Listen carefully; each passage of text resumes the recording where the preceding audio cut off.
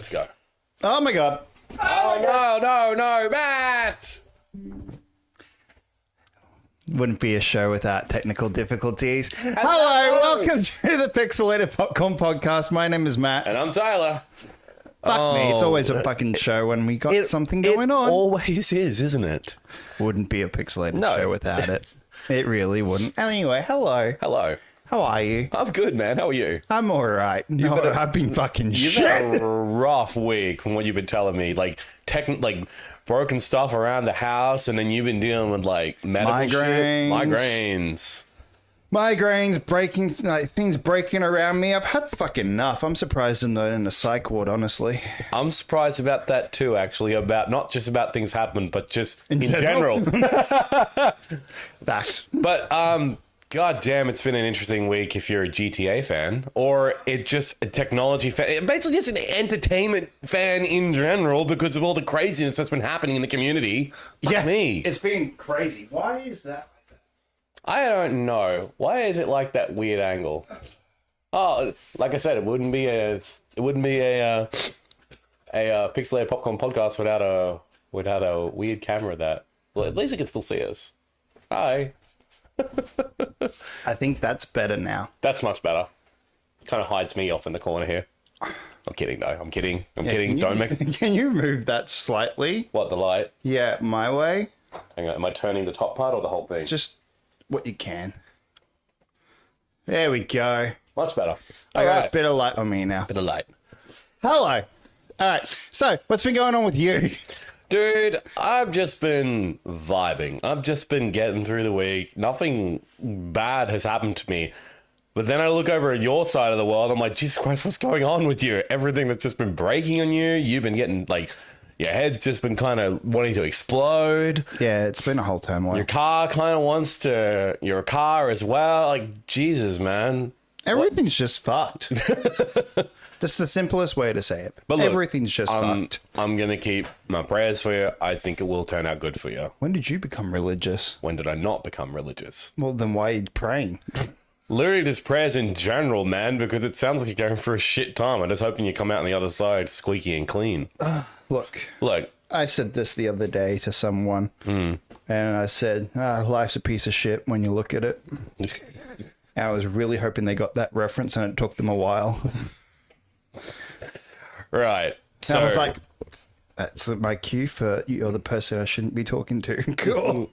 I think more than anything, I'm just glad that you're okay. Like, you know, minus all these little things happening, that you know, even with the migraine stuff, you're okay.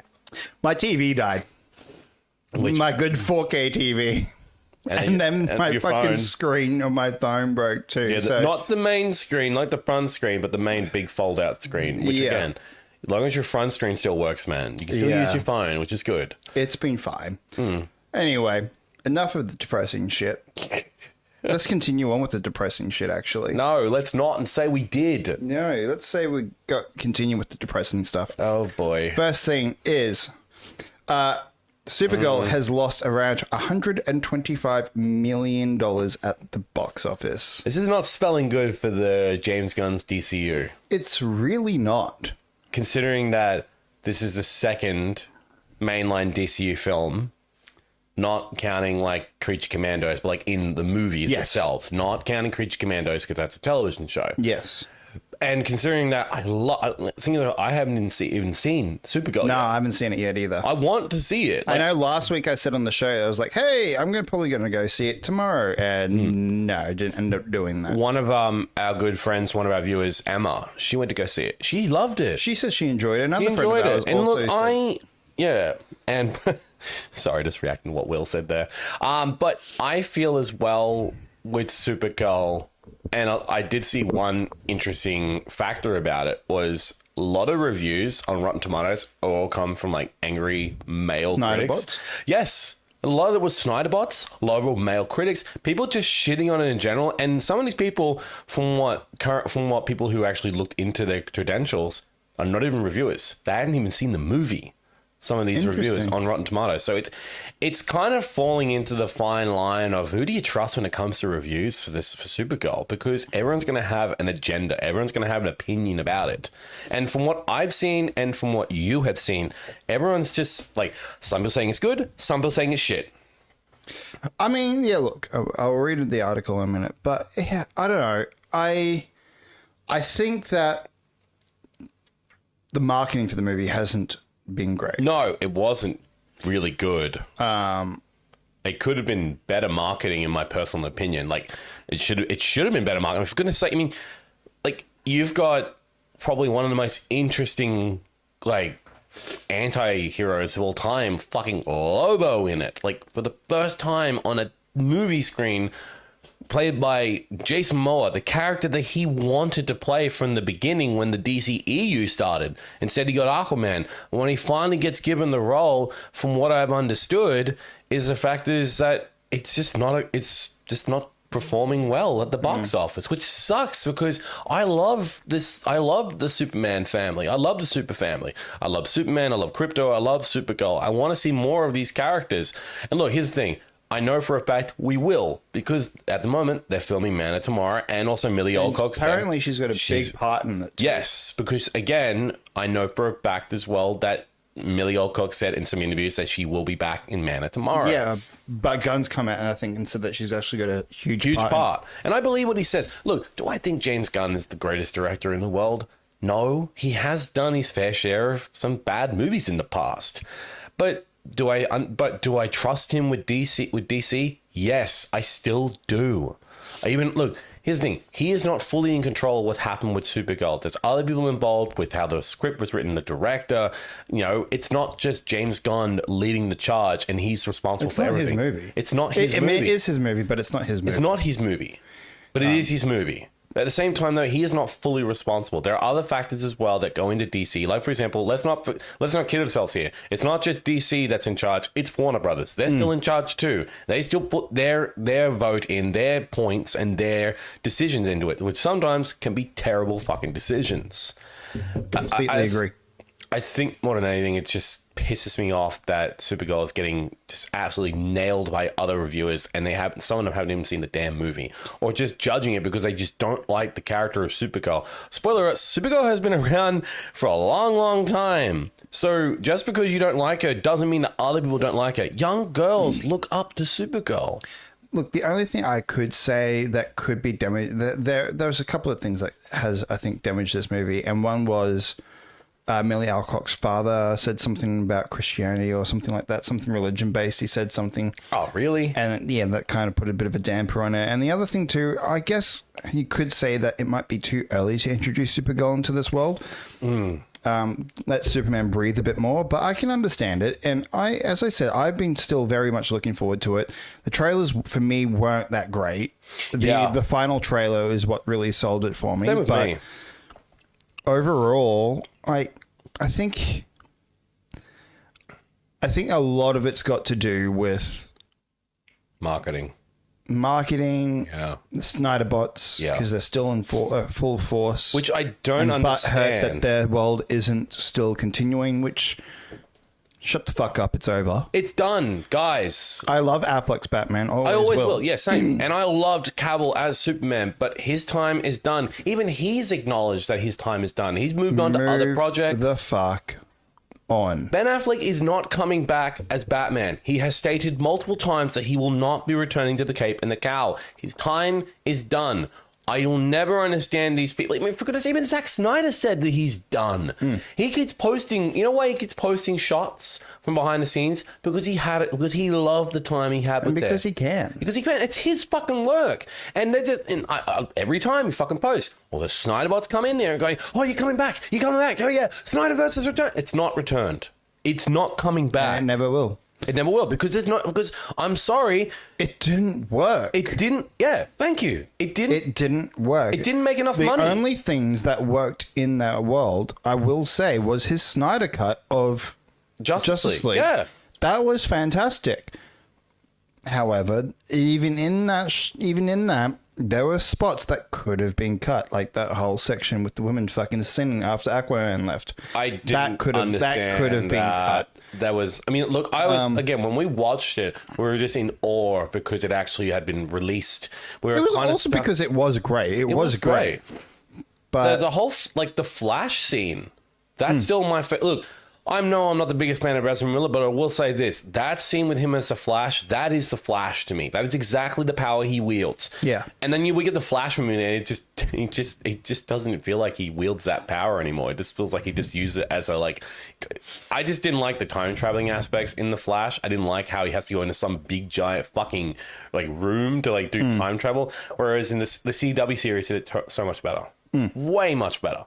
But look, this is what the article says. Warner Brothers sources have told Deadline that break even for the Grey Galaxy direct space opera resides in the $315 million global range after a reported $170 million to $186 million net production cost and $120 million global P&A. That doesn't include the DC record $100 million promotional partner campaign. Which I don't get. Why does that not include that? What's because of the movie? This is just before the movie release, or like? I'm not exactly sure. Yeah. Will made a good point here. He said, I trust Supergirl was dope. I trust close friends and family because I know what they think about movies in general. Supergirl was the first DCU, to be frank, Supergirl was the first DC project he hasn't written because he didn't write this. He didn't write this project. Lobo was dope too. Jason did an unreal job.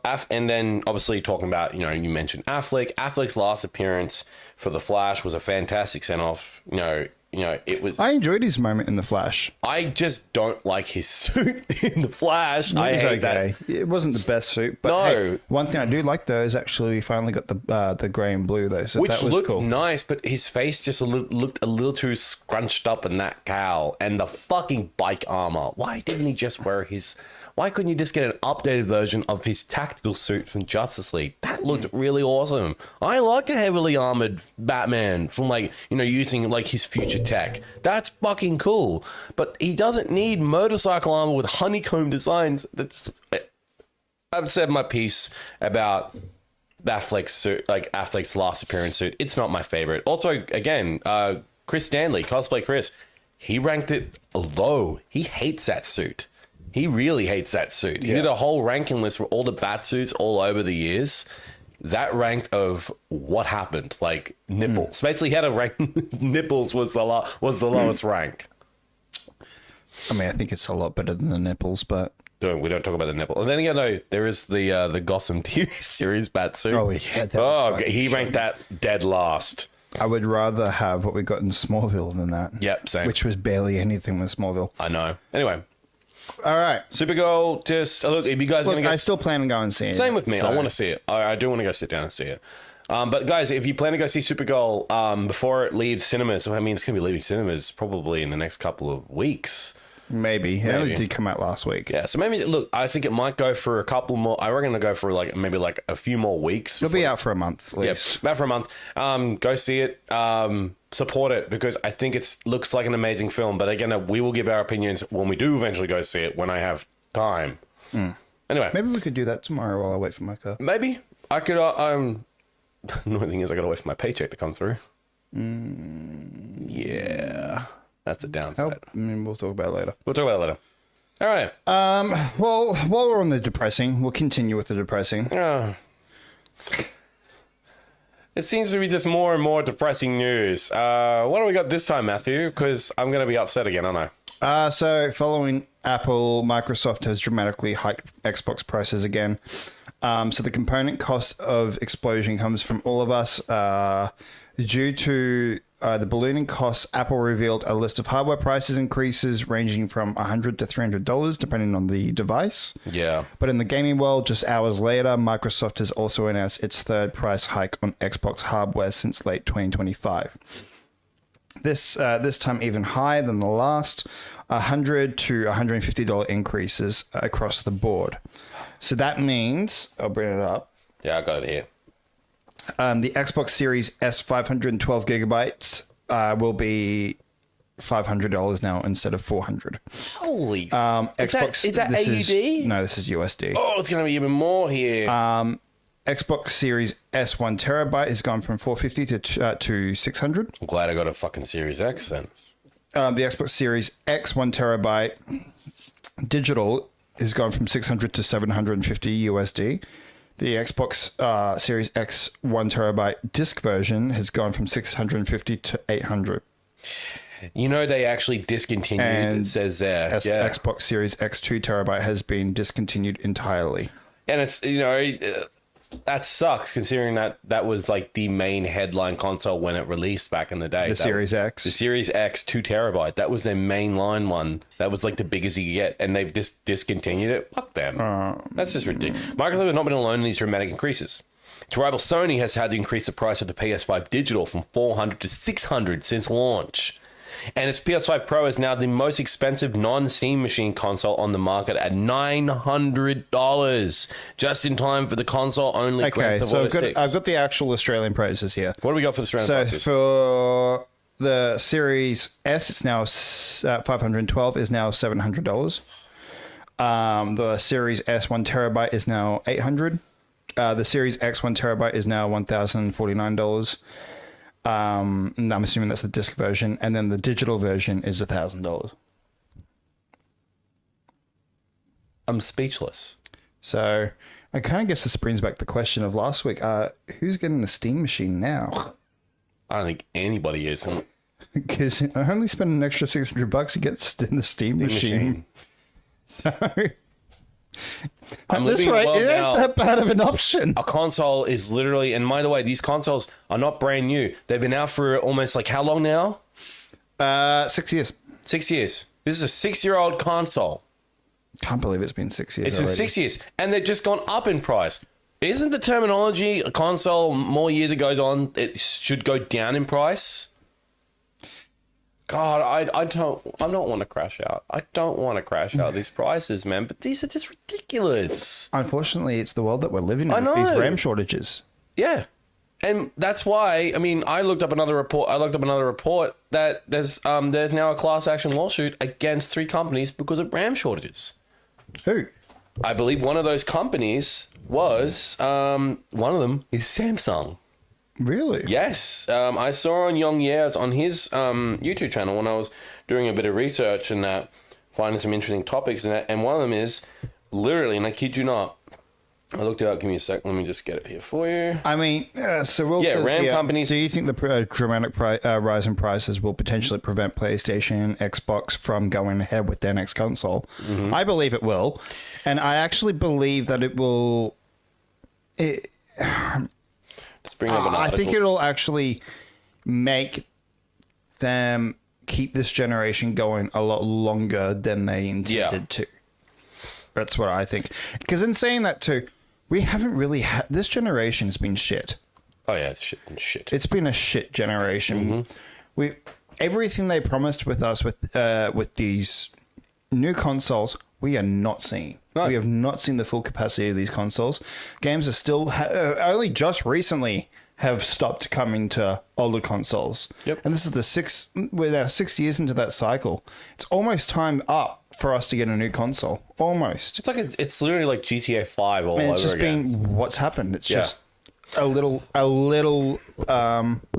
graphical boost, and that's it. All right, so just falling back to that class action lawsuit I just mentioned, it's 3 companies being sued. Samsung, SK Hynix, and Micron Technology. They're being sued by 17 plaintiffs in the California Northern District Court who allege that the 3 tech manufacturers are colluding to artificially increase the price of RAM. They're being accused of that. That's 17 plaintiffs. 17 people have filed a class action lawsuit against 3 of the most major tech companies. That's coming from Kotaku, and I do trust their sources. The goal of these companies, if this ends up being true, the goal of them to increase prices for their RAM is insanity. And by the way, RAM literally is used to run major tech companies around the world, including your gaming companies too. Mainly gaming companies. Mainly gaming companies. Well, maybe not mainly. It's the whole fucking tech industry, honestly. But we're seeing a lot more with the gaming industry more than anything. Yes, Will, I do agree with that one. Do you think the dramatic rise in prices will potentially prevent PlayStation and I Xbox answered that, bro. So that's what you were going off, Yeah. right? Yeah. Sorry, I thought Yeah. you were reading something off the article there. My Yeah, bad. No, I have to agree with Will on that one. I have to agree with you. The fact is, I do believe that, and whatever their next console is, I don't think we're going to get it for like another 3 or 4 years. Yeah, I think Maybe longer, I depending. think they'll hold off on doing a new console Until these prices come down. because no one's going to be able to afford it. No, I can't even. I mean, I'm glad I got an Xbox Series X a few years ago. I'm glad I bought it because Christ, I cannot imagine having this console, having a console like an Xbox Series X. Now I'm just glad I got the one I got and it works. But you know, my brother-in-law wants to get one now. But even then, you know what's funny now? Well, it's funny he had one, but he couldn't. He ended up losing it. Yeah, which sucks. But just another thing as well, he wants to get one, but now he's even debating if he wants to get it now because he's just a little bit unknown about GTA 6. What's his need? He's got a perfectly good gaming He PC. wants to get GTA 6. But even he's now umming and ahhing about getting GTA 6 because of all the things that have been happening which lately. we'll get with into it. later. Yes, which we will. But no, I don't think I'm getting a Switch 2 for a while. Switch 2. Yeah, I can't really afford it at the moment either. It's the cheapest console right now. Nintendo's looking the best out of them all. Yeah, unless they decide to increase their prices, which they got no reason why. But They only did that time. recently, so there's no chance of No. that happening anytime soon. unless they follow suit, I mean, for goodness sake, Sony, Microsoft. Yeah, but they did it like a couple of months ago, so months ago, it's yeah. not that it's not No. in their pipeline right Didn't now. they increase the price of the original Switch as well? Not by much, I don't Not think. by much, yeah. It's still that would still be one of the cheaper options, but But again, the Ocarina of Switch 2 Time hasn't got a release date yet. Until but then, we do know I it's don't, this year. I know it's this year, but it hasn't got a release yet. Until then, I'm going to hold off. Just as I getting- said, this right now the Switch 2 is your best option if you want to look for a new console. So I don't want to get the Steam machine. I can't afford that. yeah, God, I can't even afford the fucking two. Like, there wasn't one like. Well, it it was wasn't just like 1 the, terabyte. Yeah, the biggest one they have is the 1 terabyte. Isn't it like how much again was that? Oh wait, for what, the Steam machine? Yeah, the Steam. Oh, that's about just over $2,000. I do not have that much money. No, but if you're going to get an Xbox, like at this point, just spend the extra $600 and you can get the Steam machine. But yeah, no. Speaking of the Steam machine, Oh boy. it's only been out for a week. Let me bring it up. The Steam Machine's companion cube has been cancelled after Valve has pulled the plug. I saw this. Didn't they announce this? Yes, They announced it. There were orders out, And they cancelled it. and they've now cancelled it. So Dbrand has confirmed the Steam Machine companion cube, which received over 100,000 pre-saves and went on pre-order last week, will sadly no longer be produced. Did they say why? This was the second fastest selling in Dbrand's 15-year history, only being the Switch 2 kill switch. But even though the company spent months and months and countless hours building the product, it never got approval from Valve, which reached out after pre-orders went live to say that Dbrand could not sell it. Dbrand subsequently took the listing down and tried to work with Valve, but unfortunately, it seems that they weren't willing to cooperate, which has led to the item not be able to be sold. Thanks, And Valve. all orders have been refunded. That is, man. Why is Valve just not wanting to play ball? Like, it's a money. Like, you literally have the entire community already angry with you. You just want to make them more angry. Pre-orders were already, people had already made pre-orders, already had made Yes, but money. unfortunately, I don't think it's Valve's issue. It's not Valve's fault. It's Dbrand's. Dbrand's. Why would Jumped you the go gun. through all of this without getting any confirmation from That is also true. the company? I would have literally At got that permission. point, it's essentially copyrighted material. Yeah, Will's like, get cancelled. Oh, come on. Yeah, it got cancelled because, and I have to agree with Matt on this, so I take back what I said. I still think it's bullshit though, regardless. But Dbrand should have, from the damn beginning, they should have sought Valve's permission to make this. So on November 12th, 2025, the day the Steam Machine was announced, we put up a concept render and sign up page to see if anyone would be interested in a companion cube enclosure. It went moderately viral with over 15,000 people signing up to be notified in the first day. In the months that followed, we built the idea into something real without ever asking Valve if we could. Should have asked. We're going to regret that decision for a very long time. Of course they would.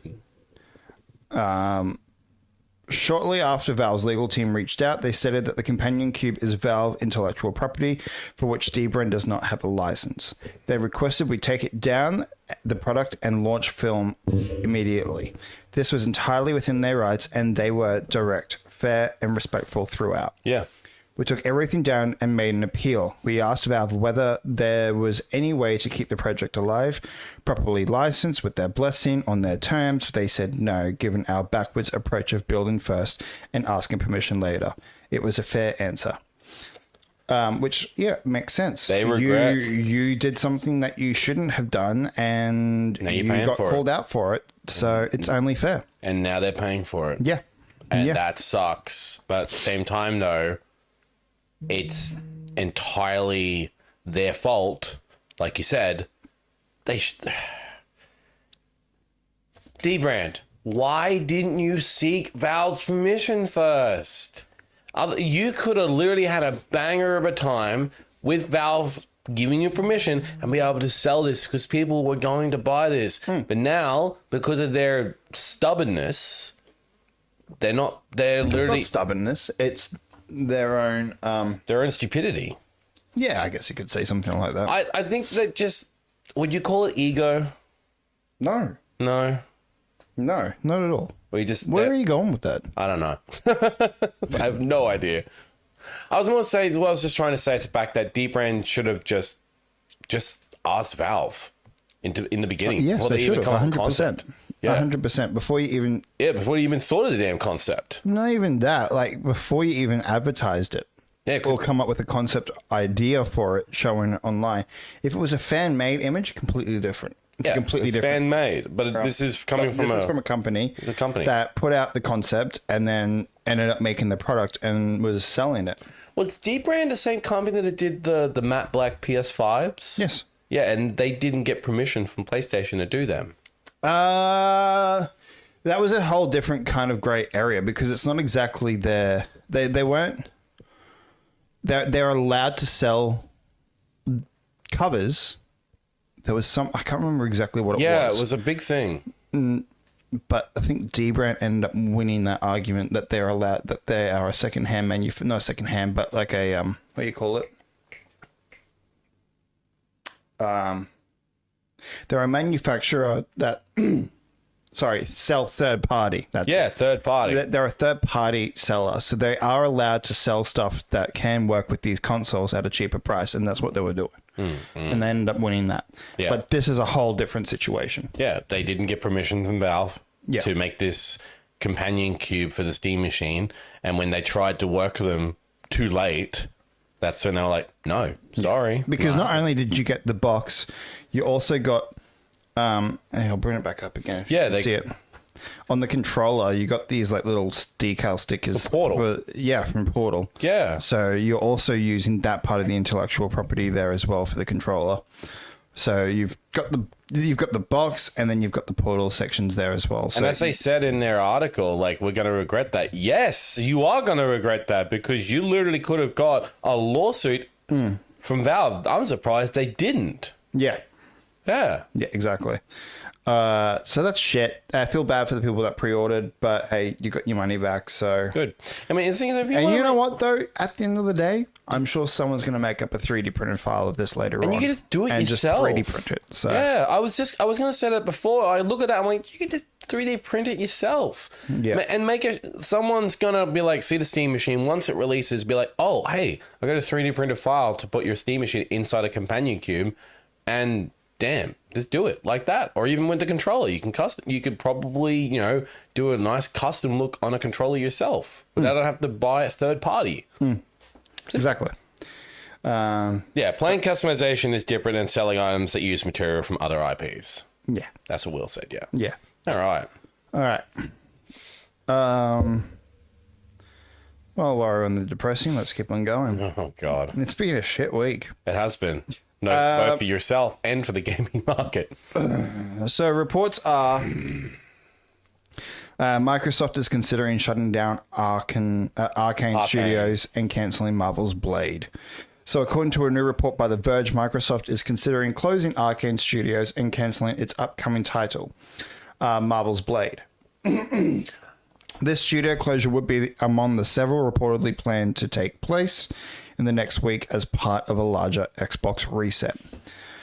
So on June 15th, reports surfaced from various news outlets that Microsoft is planning to either close or sell off multiple studios in its gaming division. While nothing has been officially announced or confirmed, 5 have been named by reporters so far. Compulsion Games. Oh my God, Compulsion Games. Okay, we've got Compulsion Games.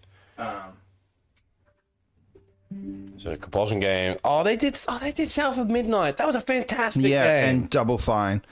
Psychonauts. Ninja Theory, Hellblade, and most recently Undead Labs, State of Decay, as reported by GamesBeat.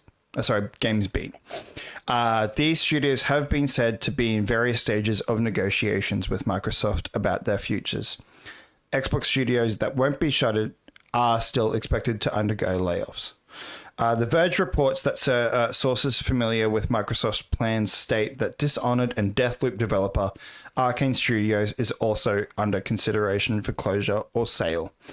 Arkane, based in Lyon, France, was acquired by Xbox as part of its larger purchase of ZeniMax in 2021, which also gave the company Bethesda and ID Software. Under the Xbox umbrella, Arkane Lyon specifically has released Deathloop.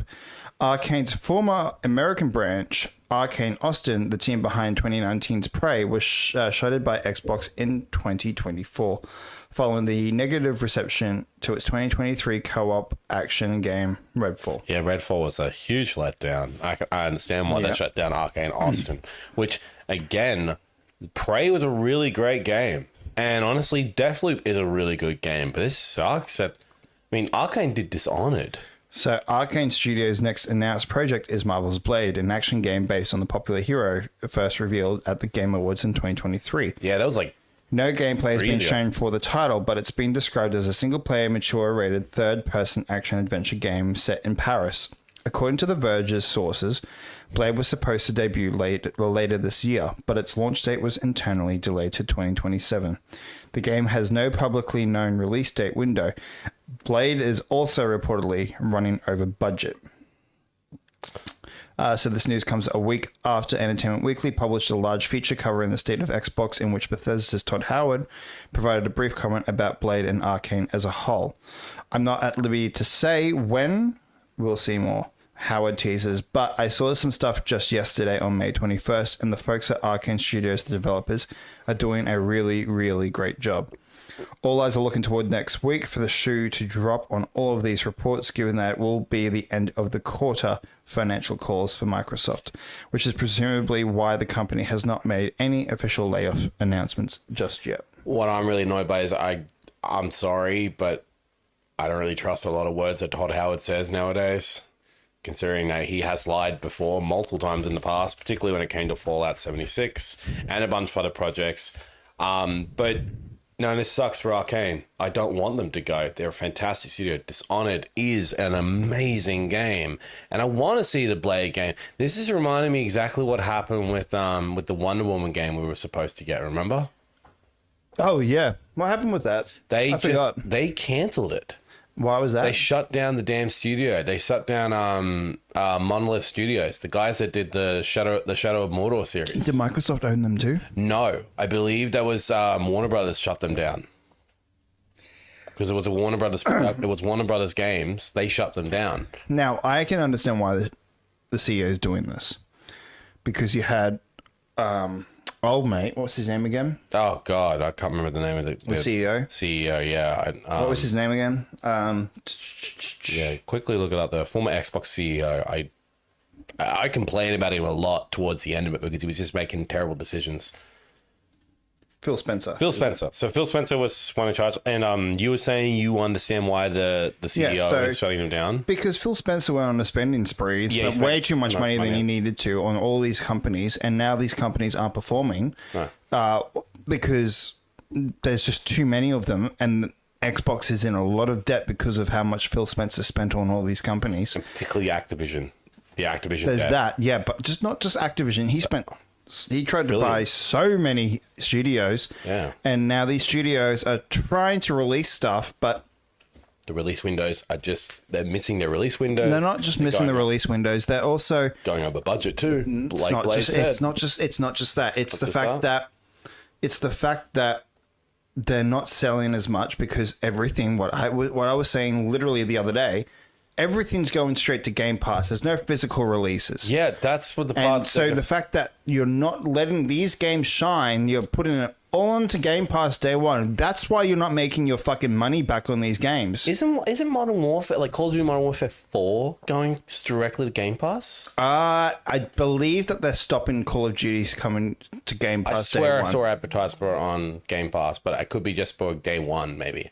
Yeah, I don't know if it's coming day one. I don't think so, because they just need to... Look. They need to stop releasing games day one, because that's what's biting you in the ass. Because what do people do? They go to buy Game Pass, they play the games they want it, and then once the month's up, they just don't come back. Yep. And that's why they're in debt. And so these companies are losing money. Yeah. Because they've got nowhere else to go. They've got nowhere else to go, and it just... And so Xbox is like, well...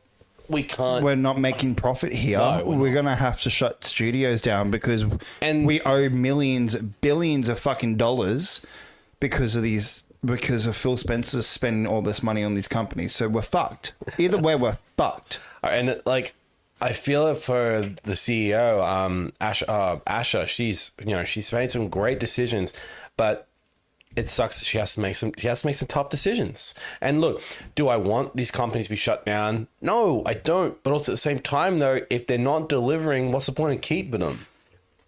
Keeping the people in them? They are delivering, but they're also not delivering. Yeah. They're just like, they're going over budget. They're missing deadlines. For goodness sake, the Blade game was announced in 2023. We've got nothing from it. Nothing. Yeah, well, it's just the Blade title in general. Yeah, that's it. Where's the movie? Oh, no. God, freaking... They cancelled the movie they were going to do with I don't think they haven't. No, they have. They have officially cancelled it now? No, they have officially cancelled it. It's not happening now. Mahershala Ali is not going to be Blade. Wesley Snipes was right in Deadpool and Wolverine. Yeah. There's only going to be one Blade. Any good news in this episode, Will said. Maybe not. We'll see.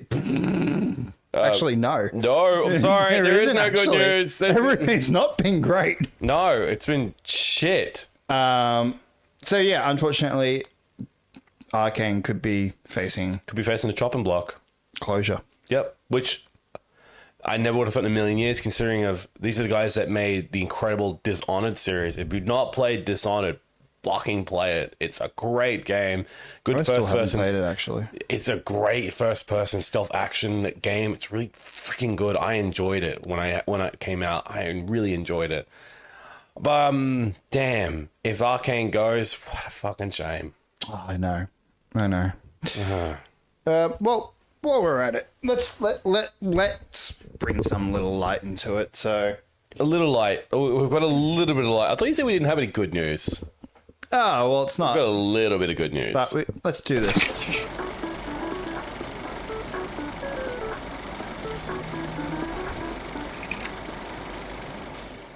What have we been watching? What have you been watching in the last week? I'm asking you first, because you asked me first last week. So what did you watch this week? Well, last night I actually watched Not Going Out, which is great. It's a great TV series. It's been probably one of the longest running comedies in the UK, I think, for a while. They're now shooting season 15, I think it is. Yeah. It's done by Lee Mack. Okay, cool. Fantastic. It's a fantastic show. But also on top of that, I did watch... what is the title of it? Will's like, do some trivia as a happy interlude. I watched Life, Larry, and the Pursuit of Unhappiness in Almost History of America. Okay, interesting. I watched the first episode of that last night as well. That's Larry David, yeah? That's Yes. a new series of him? Yes, it's the You've new been Larry sharing a David bunch of series. Larry David stuff with me lately, and I can't stop laughing at him. It's fucking Larry David. I know. But this series, though, it's 7 episodes, so we'll be going over 7 weeks. It is kind of... It's the lead up to, like, July the 4th type of stuff. Cool. Happening over there. And believe it or not, it's Larry David. And guess who produced it? Who? Take a guess. Just take a wild guess who produced this show. Jerry Seinfeld? He's in the show at some point, but it's not him. Did Larry David produce it? U.S. President Barack Obama and Michelle Obama. That's right. I heard about this. Yes, they produced this. They What the produced hell? this show. Yeah. With Larry David and Jeff Shaver. Beautiful. So it's a piss take on the history of America, really. I do like that. It's not doing great reviews wise. Oh, really? It's doing shitty. It's getting horrible reviews. Some people, some outlets, I think, were saying like this is just a continuation of Curb, but Terrible. terrible. At least with Curb Enthusiasm, with the episode I watched, I enjoyed it.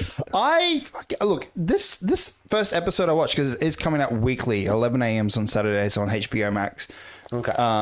I'm really enjoying it. I enjoyed last night's episode. I don't know if it's because I was delirious because of my migraine that I enjoyed it more. Maybe. But it's fucking Larry David, and I love Larry David no matter what he does. So I know. I went back and kind of watched a movie. I went back and watched a classic movie because I enjoy rewatching it because I can't stop laughing at it. I went back in a good way. I really went back and watched Batman Forever again because I really love Batman Forever. I know for a fact as well that with some of the people in it, for example, I do not like Tommy Lee Jones as Two-Face. Way too over the top. And honestly, the funniest thing coming out of that movie was how much he wanted to kill Jim Carrey. see that movie. I really wish we still got Billy D. Williams. Oh, hell yeah. As him as Two-Face? Yeah. I like what they did with like that comic book where we do actually see him. Still need to read know. that, and I also still need to read Batman Resurrection and Batman, what's the sequel?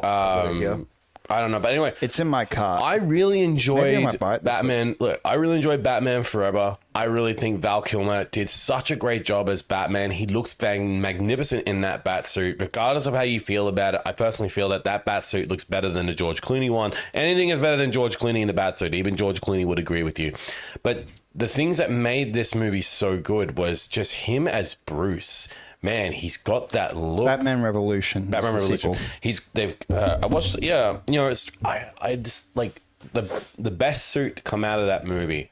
Not even the Panther suit. It's the suit at the end, the sonar suit that Val Kilmer wears. That beautiful. I really liked Robin's outfit in that one. Oh God! Like the classic one or the one towards the end of the movie? Where it's like the metallic it's like green and the metallic red, and it looks great, doesn't it? Yeah, I liked that suit. I like that. I wish he had kept that suit. Yeah. Instead of going to the red Nightwing suit. I still liked that suit. Look, even though I had nipples, I still liked it. I actually like the mask more on this suit than on the other one.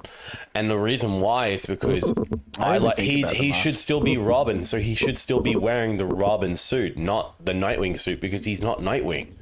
I get it. It's meant to be Nightwing. I don't care what anybody says. It is meant to be a Nightwing suit because red, it's got the big Robin on it. It's literally Nightwing.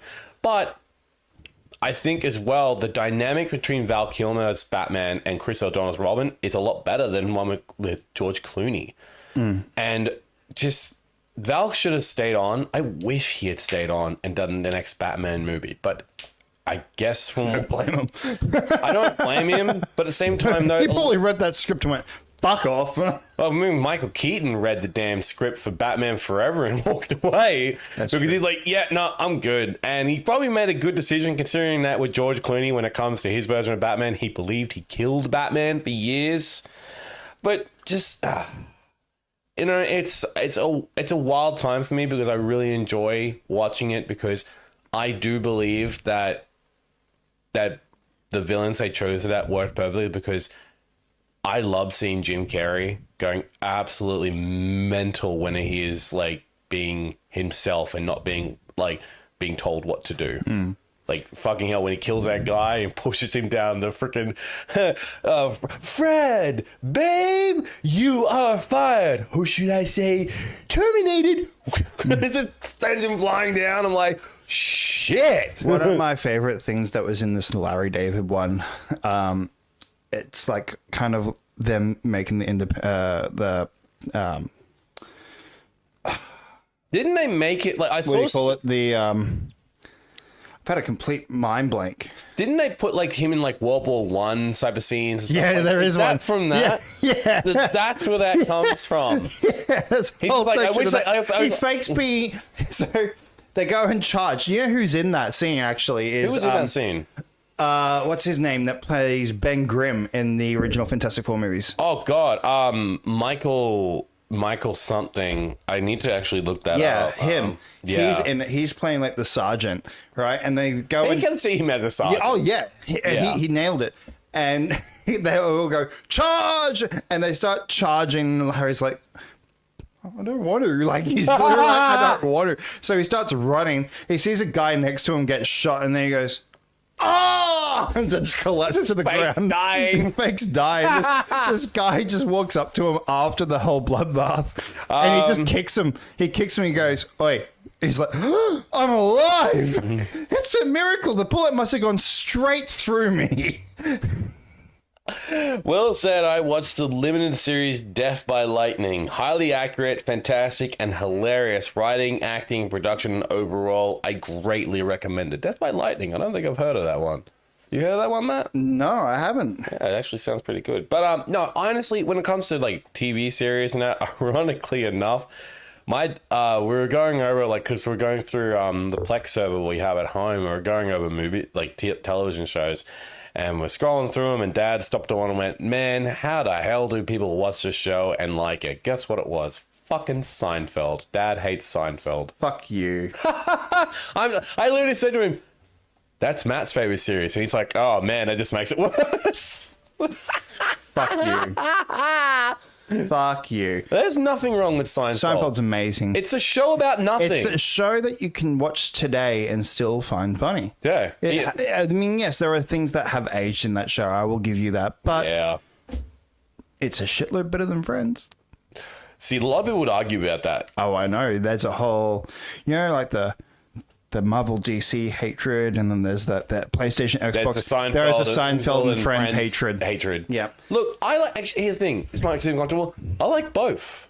I like Seinfeld and I like Friends. I have my reasons why. My argument with Friends is the fact is if you got rid of Joey and Chandler, the show would have been cancelled immediately. Yeah, they're the only reasons that show kept going. Yeah. I will because give Ross, Rachel, I will give a little bit of leniency to Phoebe. I like Phoebe.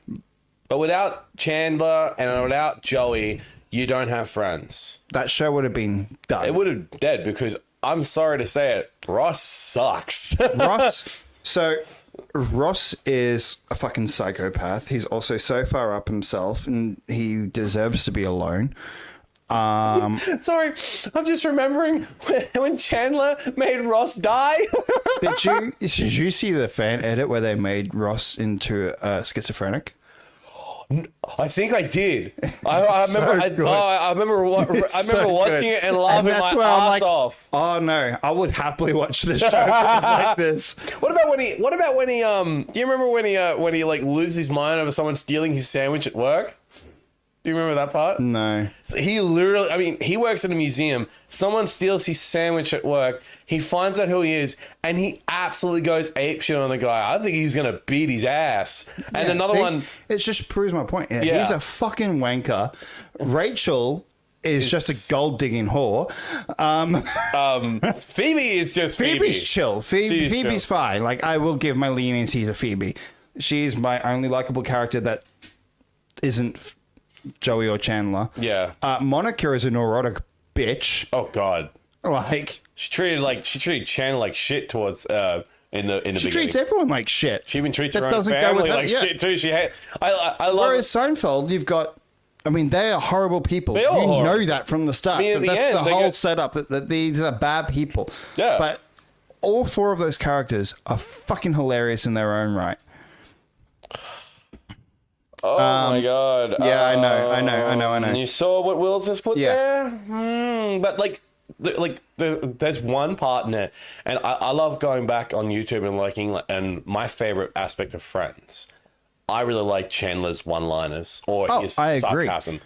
And anyone with sarcasm is great, and that's what makes the comedy. But the thing that made me laugh the most, and I still go back and watch it. It's only a short sequence, but I could not stop laughing at it. It was when Chandler wanted to get back at Ross because Ross, made fun of him, joked at him, and made him look like a fool.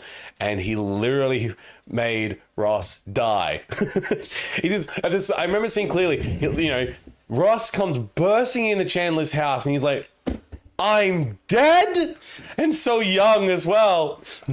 How you died is funny. One of the most underrated 90s / early 2000s shows that doesn't get enough credit, gets forgotten about between Seinfeld and Friends, is Just Shoot Me. Oh, Just Shoot Me is fantastic. Just Shoot Me David is Spade.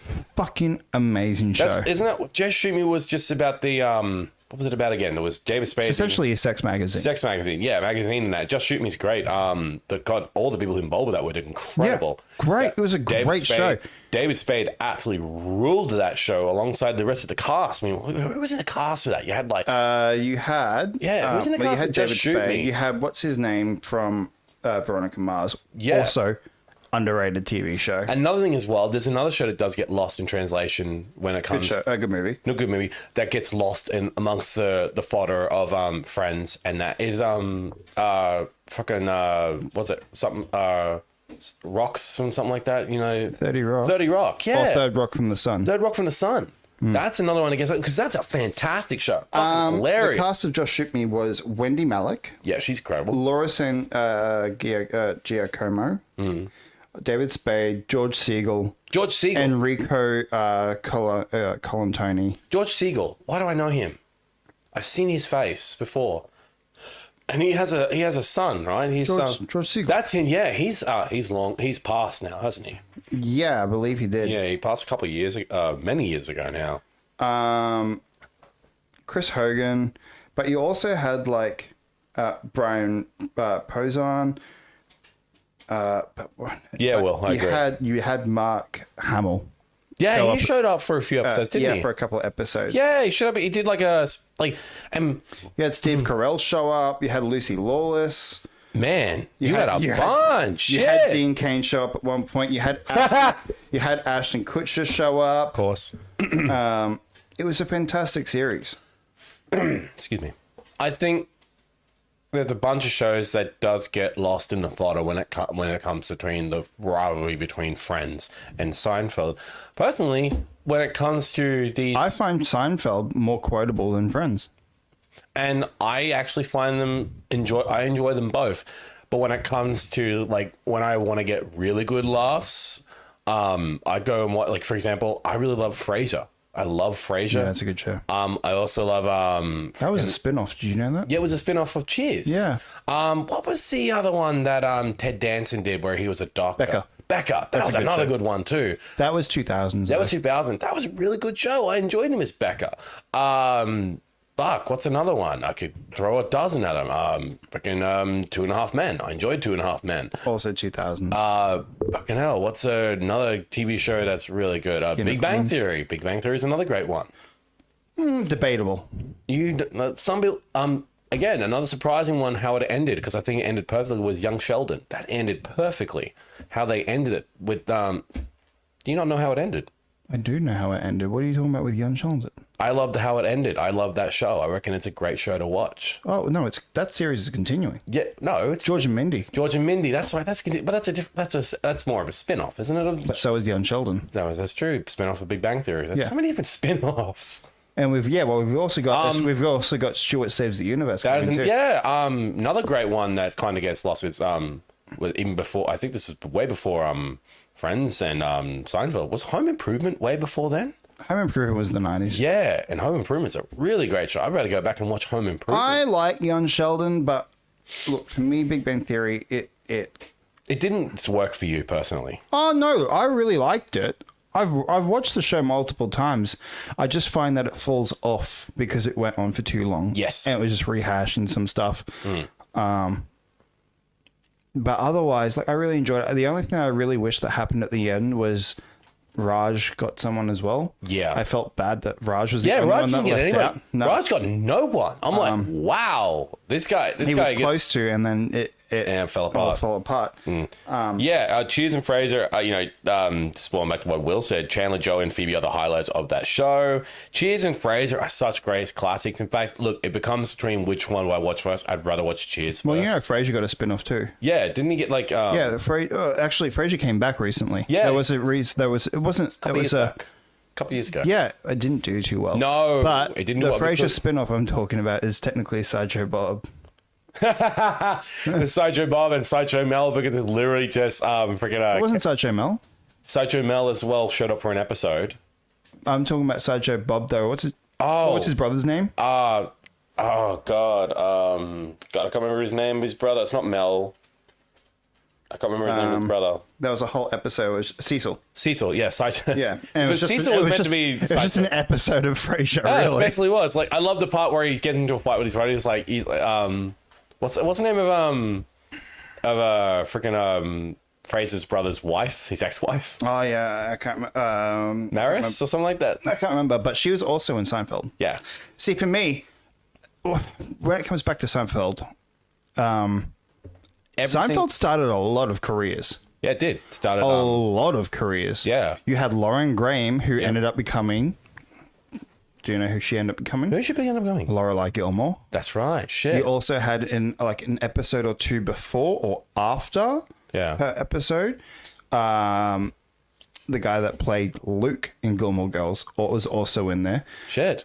You also had, what's her name, that played Daphne, isn't it? Daphne. Wasn't it Daphne in front? Frasier? I believe she was. Sarah Michelle Gellar. You mean Daphne from Scooby Doo? No, from Frasier. From Frasier. Oh God. Yeah, Daphne. Yeah, she was in. Also, Yeah. she was. Yeah, she was in She Frasier. played she played the Virgin. That's right. In Seinfeld. Yeah, shit. A bunch of different people. You had Marissa Tomei in it. Oh shit, Marissa Tomei. My Yeah. God, Peter Parker's freaking that's Peter Parker's aunt Yeah. from Spider-Man. Yep. Let me see. We've got. You had Bryan Cranston. You had Courtney Cox. You had Bob Odenkirk. You had Jon Favreau. You had Jennifer Coolidge. Courtney Cox, like way before Friends. Yeah, it was before Friends. Shit. Yeah. She was, she was also in, she was in the first Masters of the Universe film. You had Anna Gunn. You had Mariska Hargitay. You had Larry David, obviously. Of course, this is a Larry David series. You had James Spader. Jeez. James Spader, like, You had Keith Hernandez, Bette Midler, Mel Torme, John Voight. John Voight. Yep. Oh. Have You you had John Lovitz. You had Judge course. Reinhold. You had Terry Hatcher. There was just so many guest stars you on ever that show. seen, And I felt like that there was more in that than there was in Friends. Yeah. And a lot of those have you ever big successful careers after Yeah. Seinfeld. Yeah. Have you actually seen you ever seen like John Voight in Anaconda? Hey? Have you ever seen John Voight in Anaconda before? The movie No, I haven't Anaconda. seen the original one. You ever want to see him sound like Tony Montana? I recommend watching it. You'll laugh your ass off because this is like John Voight when he loses his fucking mind. You know, the movie's about a giant ass snake. It's really not. Oh, I know. I've seen the It's new one. John Voight. It's John Voight seen taking the over the new whole one. movie. Oh my God, it's so funny though. I laugh my ass off when he's trying to talk to you. Yeah. He's like, Koopa? He says he's from Paraguay, but he sounds like fucking Tony Montana. I'm like, I'm from Paraguay. I'm like, no, you're not. You're fucking from Cuba, you motherfucker. Anyway, that went way off topic. But yeah, Seinfeld was a major reason why all these television major stars started. Yep. And yeah. God damn. We should get on to the next subject. We've been on What Did We Watch Today for quite a while now. Yeah, we have.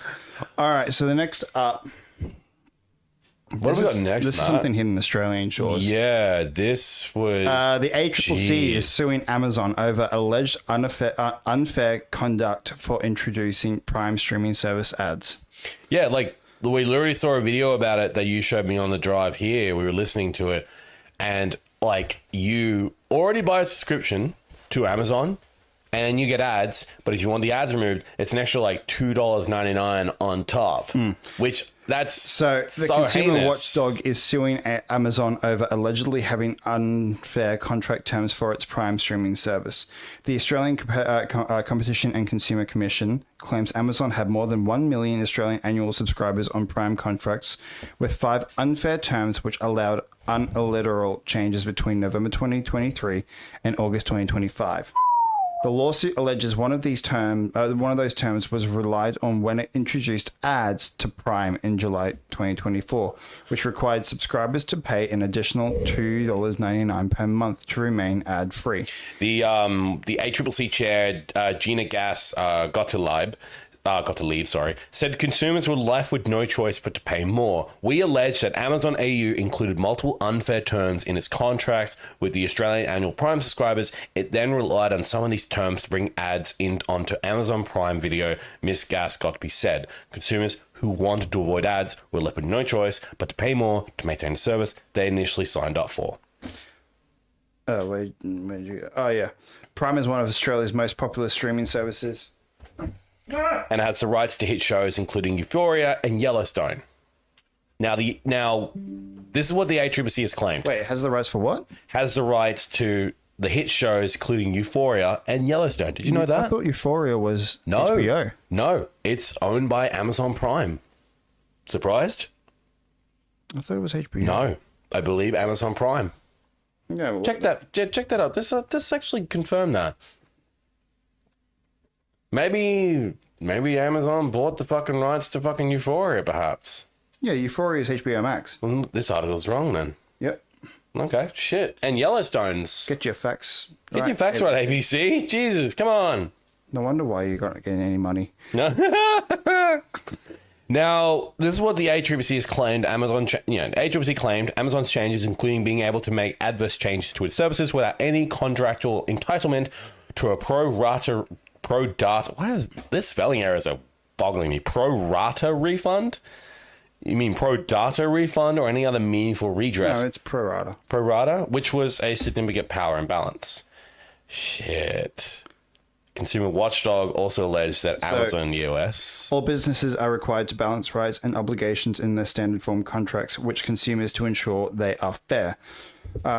Contraventions of unfair contract term protections are subject to significant penalties. We strongly encourage all businesses, particularly those offering subscriptions, to review their contracts to ensure they comply with the Australian consumer law.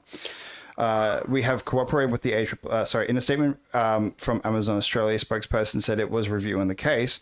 We have cooperated with the ACCC throughout its investigation and remain focused on providing the best experience for our Australian customers. Last month, the Consumer Watchdog sued Amazon in a different case over allegations it sold kids' unicorn backpacks on its online marketplace that failed to comply with mandatory button battery safety warnings. It was the first federal court case taken by the ACCC against an online marketplace over alleged non-compliance with product safety standards. Man, the fact that if they are found guilty, it's a $50 million penalty, 3 times the value of the benefit obtained from the illegal contract, or 30% of an unadjusted turnover during the contract period. That's a lot of money. That's a lot. And I get it. Amazon is a multi-billion-dollar company, but that can be a big hit on their wallet if it's more than $50 million. What if it's $100 million? That's still nothing compared to Amazon's money, though. I know, but still, that's not something they want to fucking do. And that's just gonna $100 million to Amazon is like literally like $100. I know. If it's 100 billion, however, it wouldn't be 100 billion. Can you imagine if they could get that high? If they found them guilty of multiple different charges? I mean, this is straight up lying to your customers about advertising in your show, on your streaming service, without telling anybody. Well, I end up paying the $3. You end up paying for it. Oh yeah. Do you think it's ridiculous? The Do you know how much you pay for Amazon? Amazon's still the cheapest streaming service out there. What's the most expensive one? Is it Disney or is it Netflix? In my honest opinion, it's KO. KO, yeah. Which is the sporting one. You're paying $30 a month. Holy shit. Yeah. I didn't even know about KO. I've never heard of that sporting one. And I don't really watch a lot of sports. It's owned by Binge. Owned by Binge, okay. Yeah. See, there was a time where we really used to like watching Binge. But Yeah, it's because it was HBO Max here. But now we don't need to because HBO, it's not even HBO Max now, it's just HBO. They had, how many times did they change their name? They went from HBO. No, it's HBO Max again. I know. What? I thought they went back to HBO. It's called HBO Max. They went from HBO Max, then to Max, then HBO, then HBO Max. Yep. Make up your mind. I mean, it's going to go soon anyway, but of course it will, because who owns them now? Paramount. And I'm already goddamn terrified. In fact, But yeah, look, I end up spending the $3 extra because you I was shouldn't like, have to. fuck this, man. Like, I don't want ads while I'm watching stuff, so. I know. And the thing is, I don't get, like, you should If it was marketed to me as it was a free, like an ad tier, it makes sense to pay the $3 extra to go up to the next tier.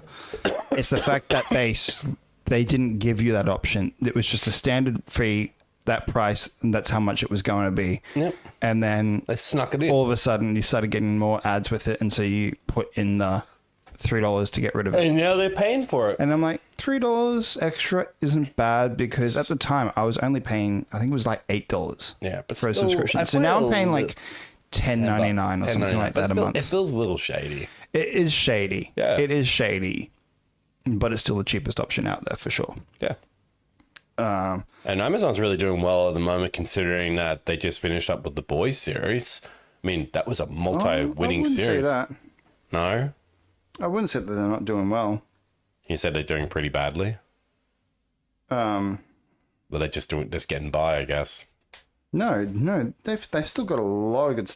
A lot of great shows. They still got a lot of good stuff. You've got Reacher and all that stuff coming. So You've got a new season of Reacher, so they're doing well. The Boys was their biggest franchise for a long time for Amazon Prime. No, they've had a lot of big franchises. I know, they've had a ton. The Boys is just one of many. One of the many.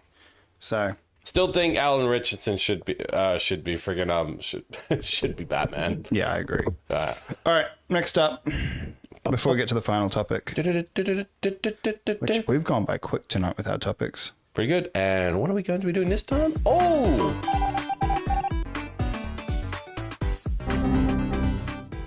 You know, what have we been playing? I'm never going to tire of those transition screens. I still think they are the best. They are very, very good. Thank you, Will. Give you that. What have you been playing? I'm still going through Jedi Survivors. Dude, it's so good. The fact that this is a like I said last time when we talked about this last week, the customization options in this is far more than what Fallen Order has. The fact that if I want to and I don't like to look at my lightsaber, I can be like, okay, I've got all these parts. Let's just tinker around and make it what it looks like. Change the color on my blade. And also it gives me ideas for when with our lightsaber training, if I it can give me an idea of how I want my future lightsaber to look like if I do want to customize my own one day. I think that's a cool thing. And honestly, Cal Kestis is by far becoming one of my most favorite Jedi characters because that's interesting. He's such he's not your traditional Jedi. We don't know what form he does. He's unorthodox. I mean, for goodness sake, the stances he can do. We don't know what form he does? We have no idea what form he does. I really believe he actually does Form 6. Because I'm practicing Form 6, there's so many different characteristics in Form 6 that match perfectly from what Cal is learning. I believe he's learned Form 6. He doesn't do just one lightsaber form. No, he does multiple. Because his Jedi training ended early, he adapts and blends several different fighting styles to survive. He does a mix of Form 1, Form 5, Form 4, Form 6. I told you, Form 6. I knew that. Which allows you to adopt other forms into it. So basically, he's just taken Form 6 and adopted other forms into it. That's what makes it his own. Considering that one of his lightsaber forms is literally a blaster and a lightsaber in one of his stances, which I use that a lot because fuck, it's handy. Particularly when you're dealing with range troopers. You can deflect shots at them, but the fact you can deflect shots, and then if you want to take another one, you can shoot the other one and deflect the other shot at him and take out two guys at the same time. Yeah. And you get a crossguard lightsaber, which is fantastic for duels because you can block and do heavy damage. And the block meter on the parry meter on the crossguard is the highest. So basically you can go into a fight against an extremely difficult boss and basically take him out in powerful hits, even though you got slow swings, because like, you know, it's a heavy type of lightsaber because it is like carrying a giant sword. I still use it a lot. It's really handy for fights because you can block everything, including really heavy hits from, you know, from other big heavy characters. Like, you know, you face like Dagon Gera and actually, you know, an like a High Republic Jedi, which is insane, and he only has one arm. Well, I've been playing, and you're going to be like, ugh. I've been playing GTA 5 again. Really? Yeah. I didn't know that, actually. Really? You hadn't told me you were playing GTA. I swear I did tell you. No, I only just found out this. You went back and played. Are you starting the story again? Yeah. Okay, so you went back to scratch. Oh, I got it on Steam. And So it's you got it on running Steam. perfectly fine on the Steam Deck. right. It says it wasn't compatible. Yes, you told me about that. Yeah, I do remember it now. said it yes. wasn't compatible, but that's because of the anti-cheat section for the Steam Deck. So it says it can't run it, but it's running perfectly fine. Because you're not online. The only thing is that it kills the battery quickly. On the Steam you've got Deck. to. I'm guessing you got to keep it on the charger when you're playing. Yeah, correct. So yeah. Obviously, no. But it's still great to play in handheld. Can you hook it up and like when you hook it up in your car to play on the screen? It just stay on the charge. There is a way to do that. Okay. Yes. But when I'm playing, I'm mostly playing it docked anyway. Yeah. I'm docking my Steam Deck now every night. So Yeah. And you prefer it that way, don't you? You can dock it and just like you put up. yeah, on I've the screen. essentially just got Obviously a in your room at the moment, considering that your TV is dead in your living room. You had to bring that up again, didn't you? Yeah, I did. Fuck you. You'll get sorted. But yeah, no, I like coming home now from work and being able to dock my Steam Deck. Do you find it easier to fire up your Steam Deck compared to firing up your PS5? Be honest. PS5's easier because I've got to go through this whole repairing the Xbox controller thing at the moment, which is weird. Is that why you've put the pre-order in for the new Steam controller? Yes. Yeah. Yeah. So that way you can. Which I'm still not getting until next fucking year. But are there Steam controllers, like third-party Steam controllers out there, or is it it's just called an Xbox controller. Xbox controller? Yeah, basically that. Yeah, or an 8-bit do and everything like that. Yeah. But no, look, I enjoy my Steam Deck a lot. It's because I have a handheld PC and I can take it wherever I want to go, and then I also can put it back on the dock. You know how I told you that dock wasn't working? Yeah. Yeah, it's working perfectly fine on that TV. So it had to do with something to do with that TV. Whether it's because that TV was dying, I don't know. I don't know what the issue was, but know, yeah, you now it's telling me. working perfectly fine. Yeah. Oh, that's really sad. Will had to jump up early tonight. Yeah, I know. I just saw that there. Oh, But that's man. what I've been playing. I've been playing that because Steam at the moment's got it for $20. Nice. That's all right. $20 for GTA 5. Like, and here's the thing. Do I think GTA 5 is a good game? Hell yes, I do. It's a fantastic game. I love the damn story. Yeah. 3 characters. I forgot how that open story started with the really bank heist good. and everything. I was like, oh my God, this is great back Do then. you play third person or first person? I play third person. Excuse me. Of course I play third person. Have you tried in first person mode? I will not do it. Really? Yeah. You don't like the first person mode? If I have the option of third person, I'm playing third person. Would you like try it for like the shooting sections just to see what it's like? Because I did try it. The gunplay handles really nicely in first person mode. I'm sure it does, but no. don't think I would The play only it. times that I will play first person is if I'm forced to, like unfortunately with Indiana Jones and Cyberpunk. With the Great Circle. I want to go back and play Indiana Jones, but like I don't know.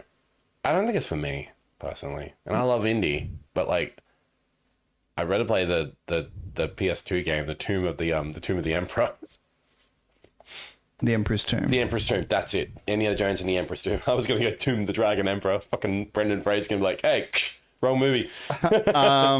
But yeah, no, I'm enjoying GTA 5 on the Steam Deck. It's running really well, and I'm really, really surprised. Yeah, same here. Like with me with Jedi Survivor, I have a few little technical difficulties when I do quick resume on Jedi Survivor. There's like a bit of like I think a lot of games have issues with quick resume. yeah, there's like a bit of like there's like a huge sound delay. Just waiting for the game to load up, but give it like a few seconds and everything's running nice and normally. I've only ever had one crash with Jedi Survivor, But that was just a rare chance. But I most can of the get time, that running on my Steam Deck too. It Yeah. says it's not compatible, but it runs. yeah. But like with Jedi Survivor, I do enjoy it because again, Cameron Montague as Cal Kestis, I think this is going to be a role that has defined him not just as an actor, but just as a person in general. Because It beats his Joker, that's for sure. it beats his damn Jerome. And look, if there are Gotham fans here, I understand that Gotham has... Fucking hate Gotham. I am not a fan of Gotham. I think, personally, how they did Bruce Wayne's story, it was just really weak. I'm sorry. I fucking hated Gotham from like episode 4 or 5 in season 1. When they were bringing in villains that should not have existed yet. Yeah, well, it's not even that. Hi, I'm Harvey Dent. You're a fucking lawyer? He's not a lawyer. He's a district attorney. Like, already... That's what they are, dude. He becomes a district attorney. He becomes a district attorney, but at that point, it's... You're a lawyer already? You're supposed to be around the same age as Bruce. Like, why not a is he fucking in? adult, already a lawyer. I mean, Fuck they off. already No, you're done. You're done. I'm out. They already brought in villains that shouldn't be coming. Like, for goodness sake, when Bruce was like a teenager, they brought in Ra's al Ghul. I'm like, what are you doing here? You shouldn't be here. Bruce should be meeting you when he's like an adult. No, I'm perfectly okay with Ra's being around. They brought in Mr. Freeze. I was perfectly okay with Ra's being around because Ra's was around For a long time. So that's fine. It's the fact that you brought Harvey Dent, who is known to be the same age as Bruce Wayne. Yeah. They grew up together, Yep. and you made him an adult character, already a lawyer. Get fucked. And then another thing as well is I laughed my ass off when they brought in Bane. And it was just some random mercenary. I didn't even get to that. They brought in Bane, man. They had young Bruce fighting like Bane in this TV series. That's when I went, no, Bruce Bruce as a young teen fighting Bane did not fucking happen. You know who's my favorite Riddler so far recently? What's that? Connor McDuff from Cracker Milk. Did you watch that one the other day? I don't think I did. What's this one? You gotta show me. I'll show you now. Show me now quickly, because I love Cracker Milk. I really do. If you guys don't know who Cracker Milk is, they're a comedy group based in Brisbane. They're so funny. I would love to meet them one day. I do hope I can one day. I'm friends with a few of them. They're really funny. Tell them about our Well, show. you already know one. Yeah, we know one, Nick. She's a good friend of ours. She's an amazing cosplayer, amazing content creator. She works really hard with If you're them. into your dark humor and all that, then they're the ones for you. I still think my favorite one is the Spider-Man one.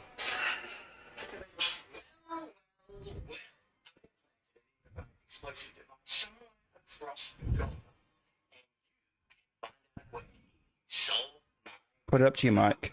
You don't need that, man. We've got ChatGPT. I have a face, but no eyes. I have hands, but no arms. It's a windmill. Windmill. Probably talking about that windmill down at Paul Carruthers farm. It's not a windmill. ChatGPT said that it was a windmill. What AI says. Sorry, what am I? I never sleep, but I can tell you when to wake up. Yeah, it's a mannequin. Mannequin. The Mannequin Factory. Down on Fifth Avenue. Let's go. No, it's not fucking mannequin factory. Why would I blow up a mannequin factory? What would I achieve? What are you? Yeah, Mannequin Factory. It's not a fucking mannequin. It's not. Is this part of the riddle? ChatGPT, is this part of the riddle? This is absolutely part of this. You. I'm gonna give you one more chance, and then I'm gonna blow the fuck out of Gotham. Okay? Listening is on. What rhymes with block? I don't think that's appropriate for me to say out loud. Clock. No, ChatGPT doesn't say it's cloth. It's clock. Say that. Just bend over and let Robin f you in the arm.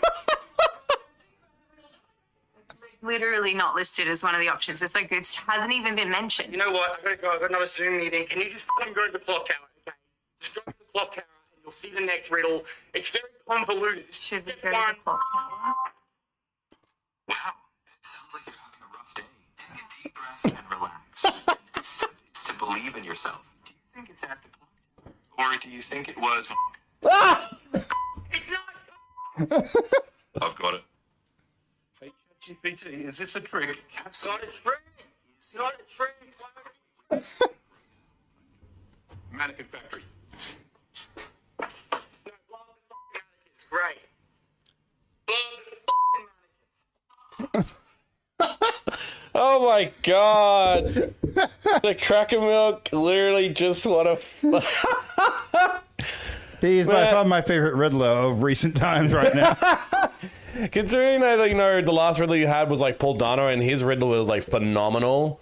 Like it's like a mixture of like Jim Carrey and his Riddler put together, but like just getting absolutely roasted by ChatGPT. It's actually a mixture of like Jim Carrey's the Arkham one. Yeah, the Arkham one and Paul Dano all mixed together. Yeah, so it's good. fucking great. I love it. I love it. I fucking loved it. Jeez. Dude, just I love Cracker Milk. I want to meet you guys. Please, I'd love to meet Cracker Milk guys. I'd love to actually chat with you guys, just like comedy in general. I reckon they're freaking hilarious. I'd love to even have them on our podcast to talk with them. That'd be amazing. That would be funny. It was so funny. We would get so cancelled. We would, but who cares? We got freaking Cracker Milk on here. I love them. Freaking hell. All right, what we got last? I believe we're reaching the ending of this charade. I'm kidding. This episode. The charade. Well, last week we spoke about most of it. I think a little bit of most of it last week, but we've had more details come out since then. That's got to do with GTA 6. Yeah. This is to do with the Ultimate Edition, which I am like. It's not just me. This is what making my brother-in-law like just really not looking forward to it, because we talked about this. Well, we haven't really. No, I talked about it with him, my brother-in-law, not with you, Right. but I've mentioned it to him, and we just don't like some of the aspects of the fact that certain shops are being put behind a paywall, Yeah. which I think is a joke. So I do not like that. there was so many things we're going to get into with GTA 6. So the release of GTA 6 was never going to be without an incident. So after years of waiting, GTA 6 has been made available to pre-order, and as part of that, players can spend a bit more and get their hands on the Ultimate Edition. Now, this brings my question to you first, though, is are you going to get the Ultimate Edition or not? Probably. Yeah. I mean, it sucks because I would just get the standard edition, but this is the tactic that Rockstar is doing. There is more tactics that I don't think you know about yet either. This is one of the tactics that I know about, and I don't like it. I really don't like the fact that if you basically you're just paying for the Ultimate Edition is just the standard freaking GTA Grand Theft Auto 6 with everything, whereas the standard one is just the game without everything, which sucks. I don't like how they lock stores behind a paywall. Alongside, so while you can comment on whether that's worth the money or not, it's largely uncontroversial, as cosmetics don't impact gameplay in any way. But alongside those cosmetics, GTA 6 locks certain shops, salons, and tattoo parlors behind the Ultimate Edition paywall, making them inaccessible to anyone who only buys the standard edition. Unsurprisingly, though, fans are not reacting well to this news, and the greed never ends, one Reddit user said. Naturally, some fans saw the funny side of things, with one user remarking, "Imagine wanting to go to a clothes shop, but the sign says the store is closed because you didn't pay for the Ultimate Edition. Next gen is finally here." But beyond simply being annoyed at the impact of GTA 6 itself, many players were concerned about wider impacts on the industry, likening it to Oblivion's infamous Do you remember that? Do you remember the fiasco. DLC? Like, this was insane. This is around a time when Elder Scrolls Oblivion came out. There was DLC. The original or the remake? The original had DLC horse armor.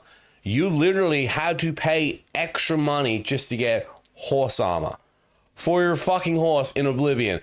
And spoiler alert, it was a major gameplay thing you needed because your horse would actually die from other enemies. If you didn't have that horse armor to protect it, your horse would just die and you'd be stuck fucking walking everywhere. No, so it's exactly what I did during Red Dead. I just killed my horse all the time. And just walk everywhere. Yeah. This will set a precedent. If this game sells well, which it will, we will start to see companies expect us to pay $80 for a game with content locked behind another paywall. Other users pointed out that this is not new ground for Rockstar, noting that even Red Dead Redemption 2 had side missions locked behind a premium version, which was shit. No one fucking liked it, but guess what? People bought it because they'll lick it up because that's Rockstar for you. It's somewhat inauspicious way to kick off the final stretch towards one of the biggest games in the world. But as plenty have already pointed out, there's probably very little Rockstar could do that would stop people from buying GTA 6. Rockstar prints money. They're doing it because they can conclude one user. So here's one thing that I don't think you know about with the Ultimate Edition. So with what you get in the Ultimate Edition, by pre-ordering Grand Theft Auto 6 digitally, includes 1 free month of GTA Plus. Yeah, I know about that. You know about that? I know about that. What does that mean after that 1 month? Does that mean that they automatically take money out of your account? Then that be the case, I wouldn't want to use it. In fact, I don't really like GTA Online. I'm not a big fan of it.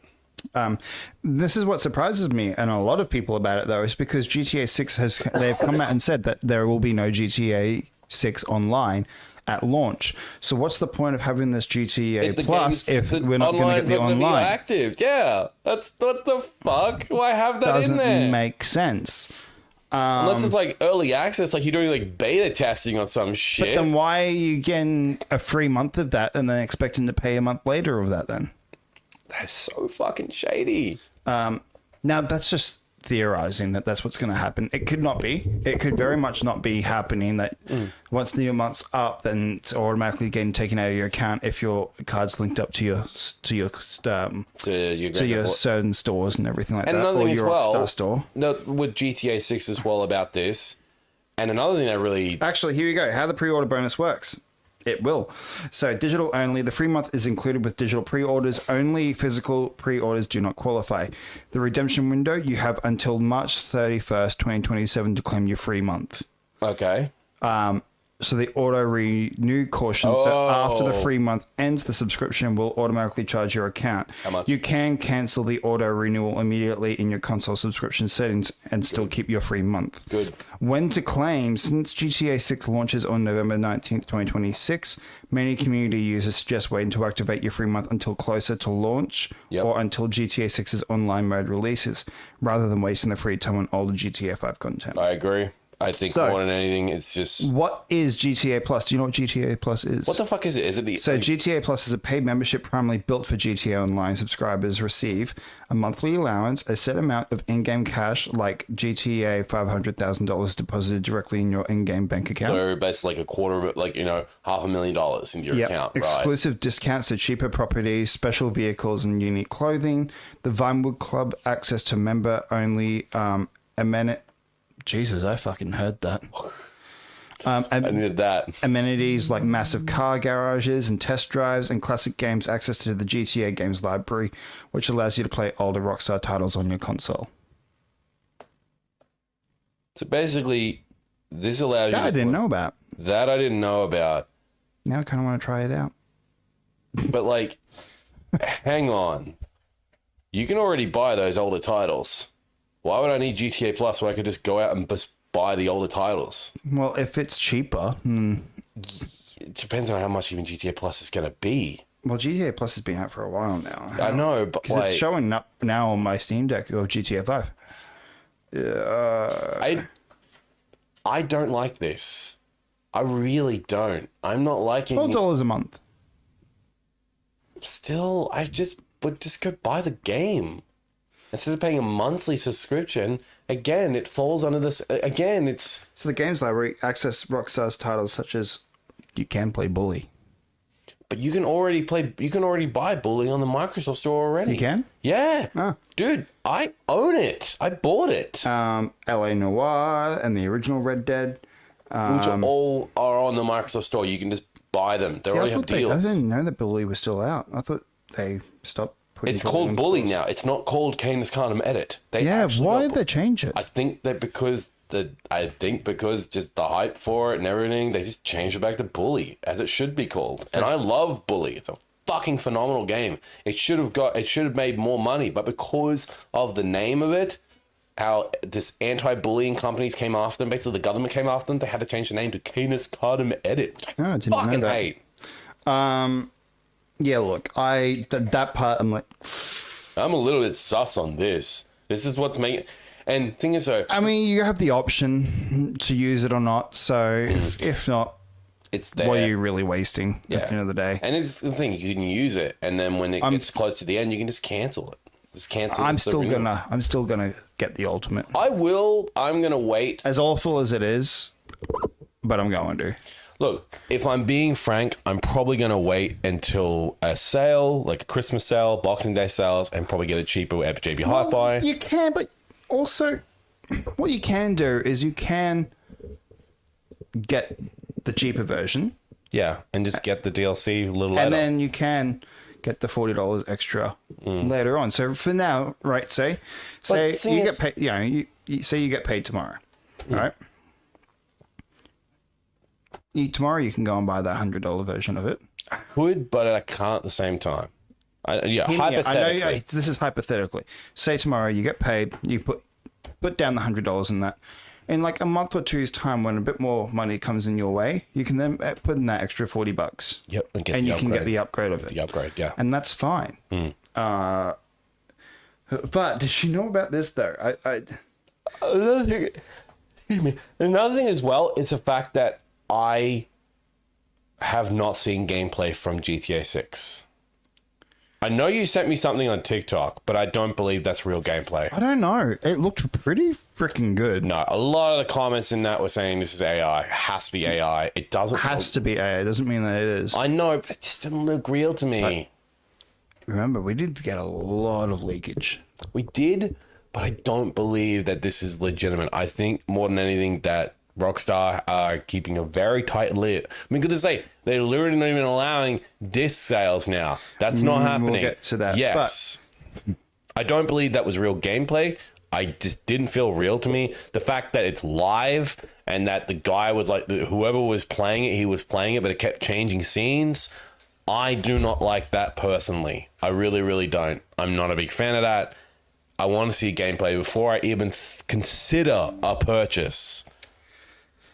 And honestly, when it comes to me in purchasing Grand Theft Auto games, I usually wait for reviews and see if it's going to be good. Oh, you know it's going to be good. I know, but that is just me with any game. So any game. Even with you were Red talking Dead. about the physical sales.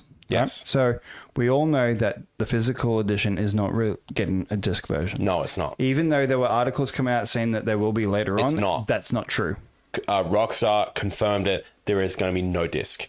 Even after release, there's going to be no disc at all. So the best way to do it is... The best way to get this game Digital. is what? Digital. Digital. I'm sorry to say it, and it sucks because I love physical And this stuff. is what's funny. What's that? GTA 6 pre-orders opened last week, and despite months of concerns around how expensive it would be, the sequel's price is surprisingly reasonable. The standard edition costs here, I think, what, 120? About 120. Around 120, and then the ultimate's around 140. Yeah. Which is in line with other AAA games like Call of Duty. The most controversial element is the lack of disc and physical copies, with box versions coming with a download code instead. Despite the all-digital nature of this game's launch, scalpers are reselling GTA 6 pre-orders on eBay at an inflated price, even though there's absolutely no need to do so. No, they don't need to because There are there's no money. scalpers already selling digital versions of this game. Oh my god. They'll do anything to make money. So at the time of writing, eBay list shows GTA 6 and PlayStation 5 being sold for what is showing £83.99, while an Xbox Series X and S listing is going for £95. Incredibly, that's even one listing charging. They're selling it cheaper. There's one listing charging £156. No, that's not cheaper. That's more expensive. So £156 Yeah, what's that in AUD? What's that in Australian dollars? to AED How much is that? That's like around 200. is $300. Holy hell, no. That's Fucking scalpers, man. They'll do anything to make a buck. There's even the other one is, so the cheaper one that they were selling for, like $90. the 83 one. Yeah, what's that in Australian? Why is that not letting me freaking re-enter? Someone's hacked your computer. No. Swear to God, your phone keeps vibrating. I keep thinking you're getting a phone call. is so the £83 is 160 that they're Oh charging. hell no! That's more than that's more than the actual normal People are price. but here's the thing: people are actually buying these codes too. With one being sold for $120 last week, which is $40 higher than the standard US price. Do not buy these from To hammer the point scalpers. home, there's zero reason to buy GTA 6 at these higher prices because it's digital. It's not going to sell out. No, it's not. It's digital sales never sell out. So why buy from a scalper when you can get it cheaper from the actual sale? I know. Are you guys good? People who buy these from scalpers, do you like giving these scalpers money? Because here's the reason so why the funny. PS5 went up in price. There was so many limited copies of the console because of scalpers. That's different. It's a fair point talking about how It shitty is, scalpers but what I'm can saying be. is it's different though because that was a physical product. But now This because- is a digital only thing that will never fucking sell out, and scalpers my are God. selling this. These people are deluded. What the fuck? I know. What the fuck indeed. They don't fucking... Oh, God. They just don't give it absolute shit. They'll buy it. They'll sell anything to make money. And they're going to be like, we have limited stock. I'm like, how? How do you have a limited stock? It's digital. There's unlimited So stock. funny. It was so funny. I saw that article. I'm like, are you fucking serious? And if they say to you, oh, digital sales are selling out. No, they're not. They can't. They physically can't. Oh. We've got a lot more stuff coming for this as well. I'm Unless bringing up the- more articles. Unless the fucking store gets hacked and it shuts the store down, or worse, someone actually manages to hack all the damn stores and offer games for free, you'll never run out of a digital sale. So stop buying from scalpers. They are taking your money and robbing you blind. They could literally take the money and you get nothing.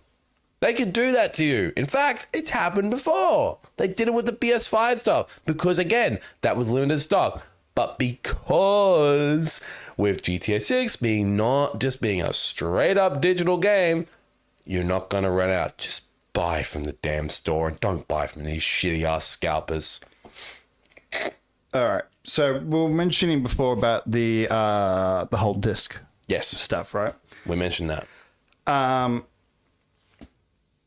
Because it's going digital first, there has been a lot of what do you call it? Backlash? Backlash. Yeah, because there's no disc and it's not coming. To the point. Hang on, this article is taking ages to fucking load. Did you say that? I think you said to me that aren't there like, you know, people like trying to make their own disc with GTA 6? I did hear something like that, but that could have been No. just a false rumor. There are stores that are refusing to sell the That's physical. right. I think one of those. What was one of those stores? Like a big, like it's a major store. They're refusing to sell it, isn't it? Like an online store, I think. You said it was in that article. I did read something like that. I'm trying to find the actual article because that one that I had was shit.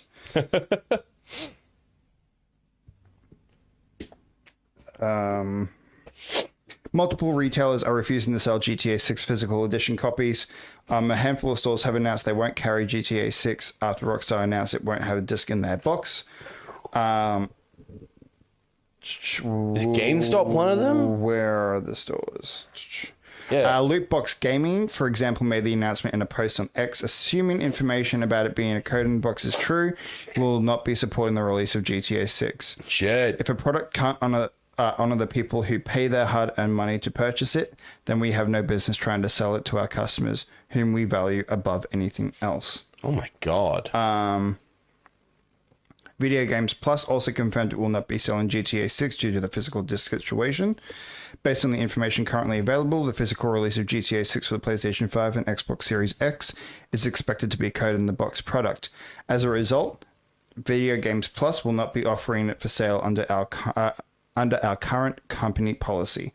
And several other retailers also followed suit, largely citing game prevention and consumer ownership as reasons for boycotting GTA 6. They literally are just saying no.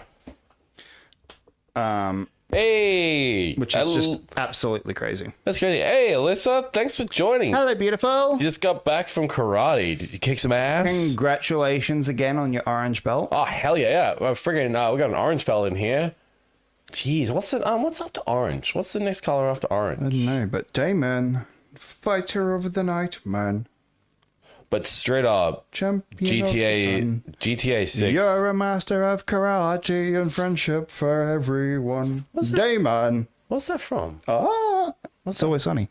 Oh, I need to watch Always Sunny. Yeah, you do. I know. There's a lot of shows you need to do. I know. But straight up though, I think like man, that's ballsy. Like the most biggest game of this decade, and you're not going to sell it in your store because they're not honoring the wishes. And you know why I have more theories behind why we're not getting discs. Because they're trying to protect leaks, right? Well, there's that. There's one huge. That's one of the huge reasons why. Ooh, red belt is next for Alyssa. Oh, great. Nice. Fuck yeah. That's one of them, is to prevent leaks, because people that can get copies early normally will be on They're the not even production giving out line. review copies. You know that, right? They're not doing review copies for GTA 6. No, they're not doing I review. didn't hear that. Yes, I just heard from Yong Ye when he reported about it. They are not doing review copies for GTA 6. No review copies. You get it the game around the same time as everybody else. I kind of like that. I like that too. I kind of like that. That means Not that gonna lie. everybody can see it and review it at the exact same time. I kind of like that. I like that too. Yeah, But my theory behind it as well is this game's going to be massive I think it's going to dominate storage-wise. storage-wise. I mean, That's why, because it's not going to fit on the disc. put on 2 discs. Come on, they used to do that back in the day with a massive Final Fantasy 7 on PlayStation 1 used to do it way back in the day.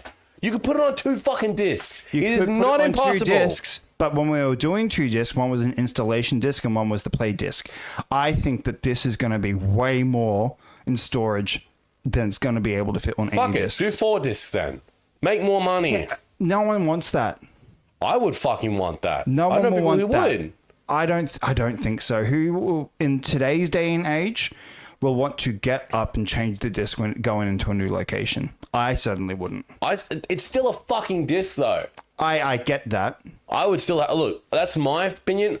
Put it on 4 discs. Hell, you can put it on if you can fit it on 2 discs. I reckon that's fucking Trust awesome. me, this is coming from someone that's all I physical know. media. I think it's very smart for them not to do it. In saying that, I think it's dumb for them just to release us an empty box. I think why release it then? Don't even have a physical edition. No. Just say, hey, we're doing digital, and We're that's doing it. digital. If you want extra goodies in that, sorry, we don't have them. Or even better, if you want them, sell them separately in a storefront, not as a part of a bundle. Don't do a physical release with no fucking CD. Doesn't make any goddamn sense.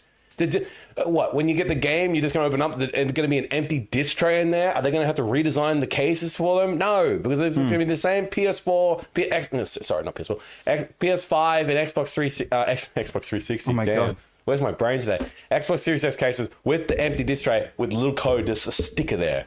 No point. I think it's dumb. I agree. Your brother's playing GTA. Which one's he playing? Because you just missed it. We just did our new segment. What are we playing?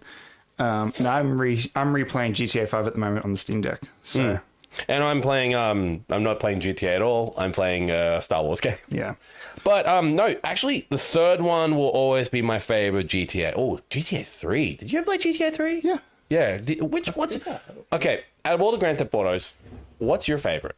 San Andreas. San Andreas. I think you know. I think you know mine. Somewhere it might not be here. No. Home at mum and dad's. Yeah, I think you know what my favorite Grand Theft Auto is. Vice. Vice. Which is why you're excited for this one. Fuck yeah, because we're going back to Vice City. The one place I've been wanting to go back for years. Oh, he's playing GTA 3. I also really do like GTA 4. GTA 4 is great because I don't care what anybody says. The physics in GTA 4, they were fucking great. Also, I love Nico Bellic as a character. I reckon he's fantastic to control. He has a good. Where was GTA 4 set? They were set in Liberty City. And that was of which one? That's basically Liberty City was GTA 3. Set in there Liberty you go. City. So you go back to Liberty. So GTA 3. So basically GTA 3 set in Liberty City. You go back to that in GTA 4. GTA San Andreas. You go back to that in GTA 5. GTA 6 is now going back to Vice City. Yeah. And from what we've understood of Vice City, is a lot bigger than GTA 5. Oh, it will have to be. I'm keen to see those water physics, man. Those water physics. Going on with more of what we're talking about here. So will GTA 6 run at 60 frames per second on PS5 Pro? Experts say probably not. So, Yeah, they said something about that. Like, how the fuck GTA is it? 6 just got a reality check on the PlayStation 5 Pro. Digital Foundry is once again doubting that GTA 6 will hit a stable 60 frames per second on current gen consoles, which includes PS5, Xbox Series S and X, and of course the PS5 Pro. Plus, a former Rockstar animator agrees that GTA 6 will have its FPS locked at 30 frames on November 19th. Nothing's wrong with 30 frames. No, nothing wrong with that. But don't advertise it that it can run at 60 frames per second or expect Have they it to. advertised that it's running No, at 60? but I think people expect it Yeah. to. And here's the thing. I don't think that's a problem. I would love a game to run at 60 frames per second. You know how fucking crisp that would be? But on main consoles we have nowadays, even with the powerhouses that they can be. Yeah, my GTA 5 and the Steam Deck's running at 30 frames. Exactly, but that runs is great. a Steam Deck.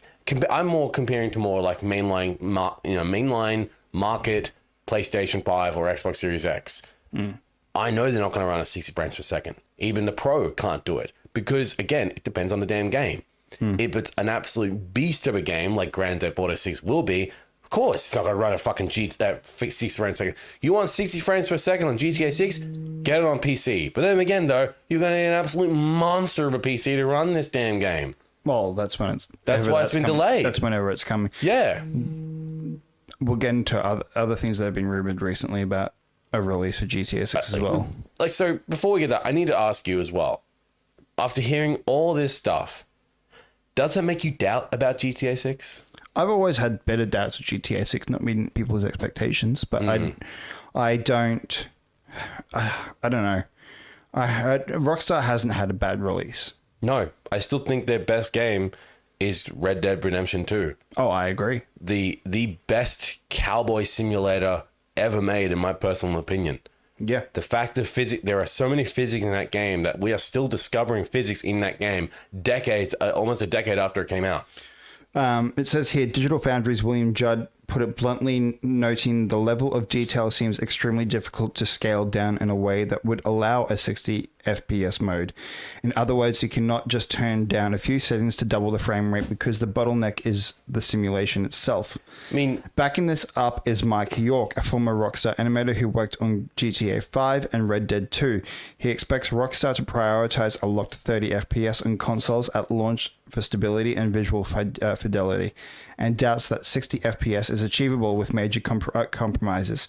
He gives better odds to a 60 FPS option on PC later, once the game can be optimized for more powerful hardware. To be fair, none of this is confirmed by Rockstar, which has not announced GTA 6's frame rate. This is expert prediction based on what's inside today's consoles and what Rockstar has shown so far. Now this comes into a rumor mill that I've been hearing. yeah. This is going to make you go, I'm sorry, what? Am I going to crash out from this? You're not going to crash out, but you're going to fucking go, huh? How? Okay, hit me. According to new rumors, Rockstar is also working on a Nintendo Switch 2 port of GTA 6. How the fuck is it going to run on the Switch 2? This is Grand Theft Auto 6. Like, one of the most highly anticipated games. A multi-billion-dollar game. You want it to run on the Switch 2? Cool. That's like running Mortal Kombat 1 on the original Switch. Oh, wait, no. That failed. It was so bad that it was buggy as fuck and would crash. Holy... No. Are they out of their minds? Rumors suggest that Rockstar is collaborating with Nintendo to bring a technically optimized version of GTA 6 to the Nintendo Switch 2. Overcoming hardware challenges, although not expected this year, the port aims to leverage the console's portability following similar scalability efforts for its Xbox Series S. God, when you try to load up on the Switch 2 at GTA 6, you just walk outside and the freaking Switch 2 just explodes from literally trying to load a scene. Of course, PC gamers will have to wait for the inevitable PC version, but it's starting to look like we can actually add Switch 2 gamers to the mix, because apparently the biggest hurdle of technical roadblock for GTA 6 to the Nintendo Switch 2 would be its hardware. The handheld is powered by a custom NVIDIA chip with an Ampere GPU, somewhat comparable to the GeForce RTX 3050. That said, with optimization RTX technologies like DLSS, developers have already proven that PS5 era games can run on the console and deliver an impressive portable experience. Case in point, Capcom's Resident Evil Requiem and Pragmata. Requiem runs on it, but And like Pragmata, and that Pragmata runs really well very on too. heavy technical games, but and it works well. But again, you know, from what we've learned about GTA 6 and how much of a mammoth of a game it is with all those different, like all the different environments, if you can optimize it, yeah, but I still think it's gonna have a few technical hiccups. According to a new post from Nash Weedle, who first reported that a GTA 6 port for the Nintendo Switch 2 was in development late last year, the technical hurdles to bring the game to the handheld have been overcome. What they're really trying to say is we're still working on it. Yeah, which is fine. But I am not going to hold out for a Switch 2 version of GTA 6 because, Christ, I mean, look, the huge difference between GTA 6, like people go, oh, they did it with The Witcher. Yeah, but The Witcher is an older game. This is Grand Theft Auto. And it is also not that great on the Switch 2. No. I really enjoyed it on the Switch 2 because I could play that game portably before I got my Steam Deck. But need I remind you, Mortal Kombat 1, and not even Mortal Kombat 1, the Arkham trilogy on the Switch, particularly Arkham Knight. It's only one that really wasn't great. Yeah, but Arkham Knight is the biggest one they have. They had it. No, yeah, it was the one that wasn't great. I still Arkham City is the best. Arkham Knight's a piece of shit. You don't like Arkham Knight? I fucking hate Arkham Knight. Because you didn't like certain aspects of it? I hate that most of the game I was stuck in the fucking Batmobile. That's true. I really think that was like a really the cool Batmobile, though. So do I. I thought it was a cool concept. But it took over.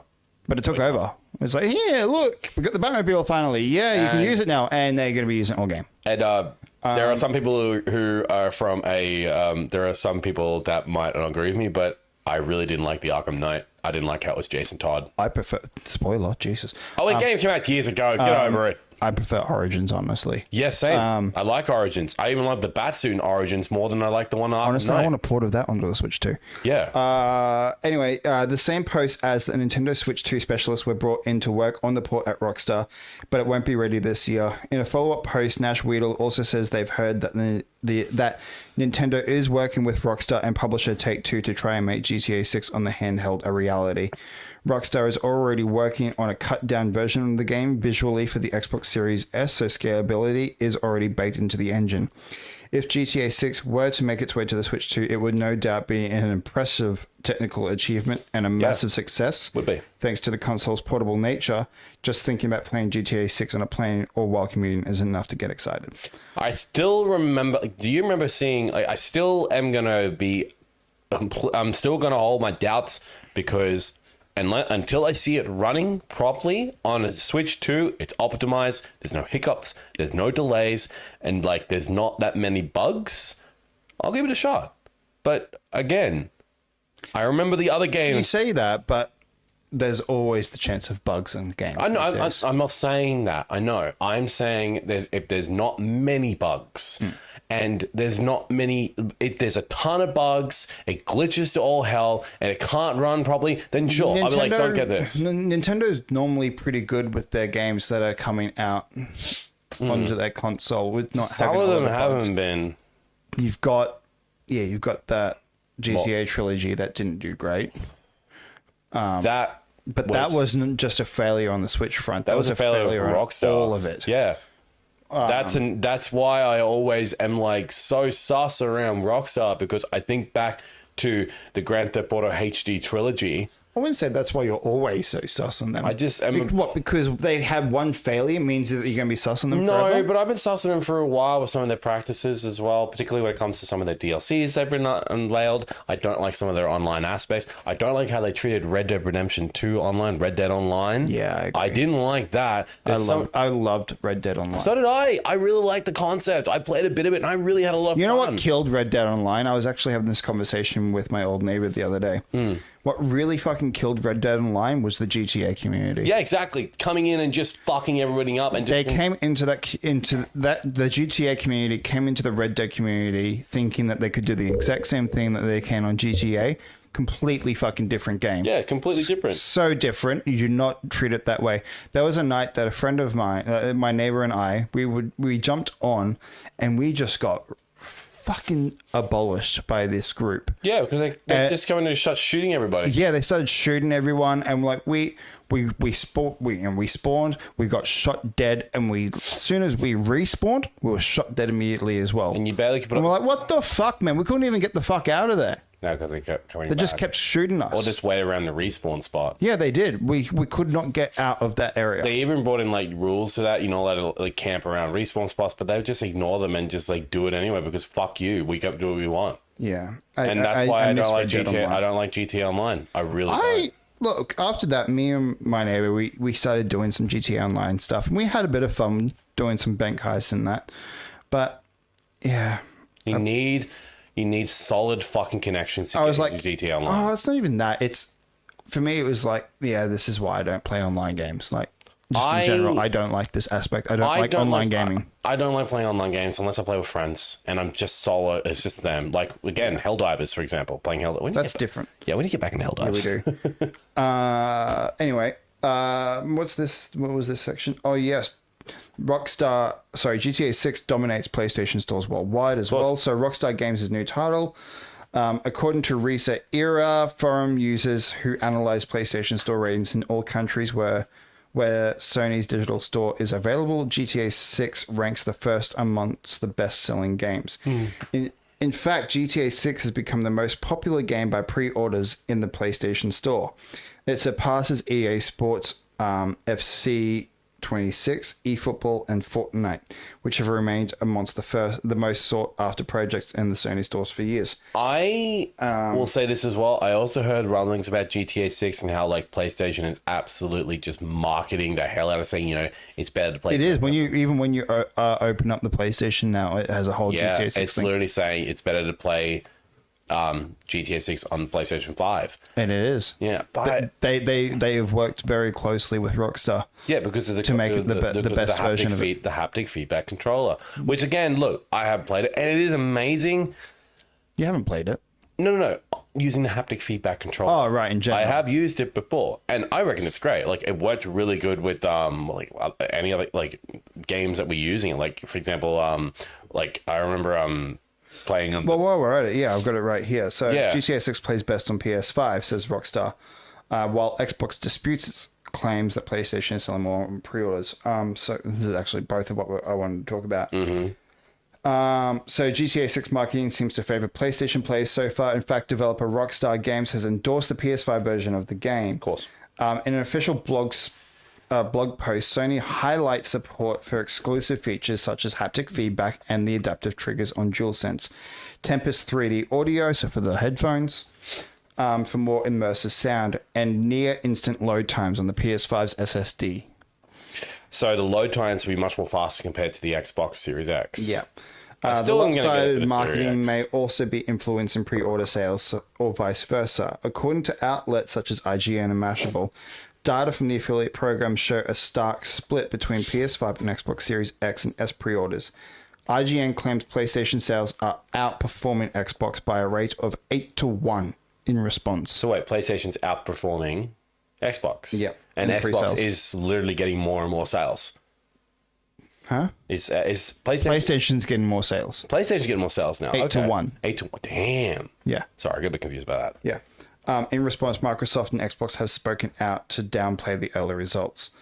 Publications have made it clear that the pre-order data is simply tracked from its own affiliate links rather than being reflective of the entire market. This means there could be some bias in play, and that's the angle Xbox wants you to consider. Of course they do, because they're fucking failing. Of course. In a statement shared to Windows Central, a spokesperson responds by saying the company has had record orders for GTA 6 on Xbox. Yeah, because you're fucking not selling anything because it's all going to Game Pass. Yeah, it's all going Game Pass. Also, you increase the prices of your consoles. So Have to do though. So yeah, like I don't blame them They have for to make that. money, But, and they have to shut down studios because of the billions yeah, they which owe. we spoke about before. But Yeah. Microsoft's gaming division has had a rough couple of weeks between console price hikes and rumored studio closures, both of which may prove to distract its fan base from GTA 6 pre-orders. Rockstar kicked off pre-orders on June 25th, the very same day Xbox announced its new console prices. Perhaps not the best timing. No, absolutely not. Not the fucking best time ever. It's the shittiest time to literally release those prices. Holy hell. I'll never get over those aspects of those. I remember the prices when they dropped for GTA 6. I was like, they're fine. But I do remember when you called me, just falling back to the Steam Deck, when you called me and told me the prices, you were like, yeah, no, That's for the Steam machine. Yeah, particularly for the most expensive one. Yeah, no, I'm not getting this. I can't afford Now, that. this article contradicts of what we were talking about before. Oh, Yeah. Okay. So this is still a rumor, but it looks like that the Xbox Series S version is being locked at 30 FPS. Okay. But they're fighting to get it to 60 FPS. Mm-hmm. They're not 100% sure yet whether the 60 FPS will be available at launch, but it looks like there could be a 60 FPS version that will come out later on, maybe. okay. Now, onto that, and this probably might be the last one that we will talk about. Yep. The GTA 6 developers asked Rockstar for union recognition, and they're prepared to go to the UK government if necessary. Oh, shit. Yeah, For real? yeah. Oh, boy. So Rockstar developers have applied for voluntary recognition of the IWGB Game Workers Union in a bid to make the GTA 6 developer the second UK game studio with a recognized union. If recognized, the union would give its members additional protections and rights via a formal structure for collective bargaining on issues including pay transparency, flexible working, and excessive overtime crunch. The IWGB said in a statement issued today, Disco Elysium developer ZAUM is currently the only UK studio with formal union recognition. Okay. The IWGB claims to represent a significant portion of the Rockstar workforce across its office in Edinburgh, Dundee, Lincoln, Leeds, and London. Yeah. And that its existence has contributed to unprecedented average pay rises and financial incentives for crunch for the first time ever. Josh Walter, a senior QA tester. Oh my god, that's really good. It is. It's like how many times I died tonight. Jeez, that's not good. I think everything that's just happening with GTA 6, there seems to be just an absolute storm just around Rockstar and the release of GTA 6, which I don't think they fucking want right now. I mean, look, it's still going to be It's still going to biggest be game of all time. It's going to sell. It's going to not just sell, it's going to sell like fucking crazy. They are, again, they're about, like you said there, the GTA 6 developers, they asked Rockstar for union recognition and they're prepared to go to the fact you had the developers actually asking for union recognition, they're asking Rockstar, and if they don't do it, they're going to go to the UK government and do it anyway. Man, the fact that if Rockstar doesn't do this would be in fucking trouble for them. So, reports estimate that GTA 6 has generated between $3 billion and $4 billion in pre-order revenue since they went live on June 25th. That's almost half. Is that getting close to like the budget for this movie? Industry analysts suggest the game reached around 50 million pre-orders worldwide, shattering previous records. So, the 1 hour mark, analysts estimate the game generated $1 billion within the first 60 minutes of availability. Jesus Budget Christ. coverage, the total pre-order revenue already eclipsed the game's massive reported development budget of $2 billion. Record breaker, to put this in perspective, GTA 5 made $800 million on its very first day of release. Holy fuck. So it's already making its money back. Yeah. In pre-orders. And it's not even And out we've got yet. months to go. I know, we got November this releases? Yeah, so November 9th. 4 months. 4 months. Fuck. It's already made its money back. Yeah, Rockstar's going to be good after this. yeah. Rockstar's they're already fine. good. They're fine. They're perfectly fine. I still think they need to address some things about it. Like, give us a gameplay demo. Come on. The game's months away. And pre-orders have already outperformed like crazy. They've gone absolutely bank busters on this. Give us gameplay. I want to see gameplay. I want to see how this world fucking works. I agree. I want to see gunplay. I want to see how you drive cars. I want to see how vehicles operate. I want to meet the characters. I want to see how the environments look. Give us a fucking 45-minute gameplay we'll get demo. Something. Maybe a couple months. Maybe like another month. I reckon September. September, you reckon? That's still really close. Yeah, it is. Like it's a month You want away. it to be no, it's 2. That's true. You will want it to be closer because to avoid anything, You're true. and it gives them time to come up with something so it can show us the stuff Yeah, without spoiling anything. true that. I am just a little concerned that people will buy these games and then just, the gameplay comes out and it kind of just goes under people's radar. But then again, no. What do you mean the gameplay just comes out on people? Well, they could release a video online and just not a lot of people get interested. But then again, though, this is Rockstar we're talking about. I remember when Red Dead Redemption 2 demo came, like the gameplay for it, and everybody latched onto it like nothing. It's Rockstar. Anytime they drop gameplay for anything, everyone is onto it. Billions of views. Rockstar is where everyone looks to, even the companies look to. Yeah. Rockstar does this. Oh, okay. Then we're going to do it. I mean, if we're going to say how many games are releasing in September because they're already terrified of Exactly. fucking November because GTA 6 is releasing. Only a few games in November are releasing, like potentially Ocarina. Potentially Ocarina going and up a, against and, it. a, and a Godzilla game. Well, that game ain't going anywhere. No, it's not. Even Godzilla can't stomp on that thing. No. GTA is looking at them going, oh, They're there. they're there. You're so cute. You're so fucking cute. Fuck you. I don't know. I look. I'm still excited for GTA. Also, I'm 6. excited. Grand Theft Auto 6. I was excited for it. Hell, when GTA 5 released, I was like, holy fuck, this is amazing. And I now went back the other day and I was watching people's first reactions to GT5. everyone's like, damn, this is incredible. I can't believe Yeah, it. literally, I watched this very young streamer. I say very young. But don't want it to sound like that. Yeah. She was like a teenager though. She was still in school, but she was like This is amazing. playing it, and she's like, oh my god, the gun mechanics, even the car mechanics back then, like it was revolutionary, everything that was happening. I think GTA the, 6. the way that you could switch between the characters during the mission. Yeah, it was great. Like in that first And mission, different- like when you're doing the bank heist at the beginning of that, You where you're swap. playing as Michael, then you all of a sudden, Top of the Trevor. Michael gets taken by the security guard, and then you had to swap to Trevor to shoot the other guy. I still always remember whenever I switched between characters and I switched to Trevor, I was just like, oh god, what am I going to wake up to this time? I still remember my favorite part was I just finished a mission with Michael and I thought I should go see what Trevor's up to, and I swapped to Trevor and he literally waking up in a fucking dress on a goddamn railway line and there's a train coming. And I remember some people would not like they would swap but then weren't paying attention, and then they swap to Trevor and look at the back of the game, they're like, oh fuck, there's a train, I actually have to move him otherwise he'd just die. Some people would just let him die, get hit by a train. I'm like, shit, all right then. Yeah. Because you swap to Michael and that, and usually things happen, but with Trevor anything's fucking happening. He drowning someone in a fountain, pushing someone off a building, literally waking up in a hill country, no car, no nothing, and you've got to walk back to the fucking main road, which is like a few kilometers away. I'm like, why did I even come with you? And you fucking idiot! What are you that doing? dude is one crazy motherfucker. Crazy? No, dude, no. Crazy is like Understatement? Understatement. This guy is mental. That shit insane. Batshit insane is a good fucking way to talk about Trevor. And it's funny too that the actor who played him really he hates it. He doesn't hate it. He just doesn't want to be just known for that role. What else has he been in?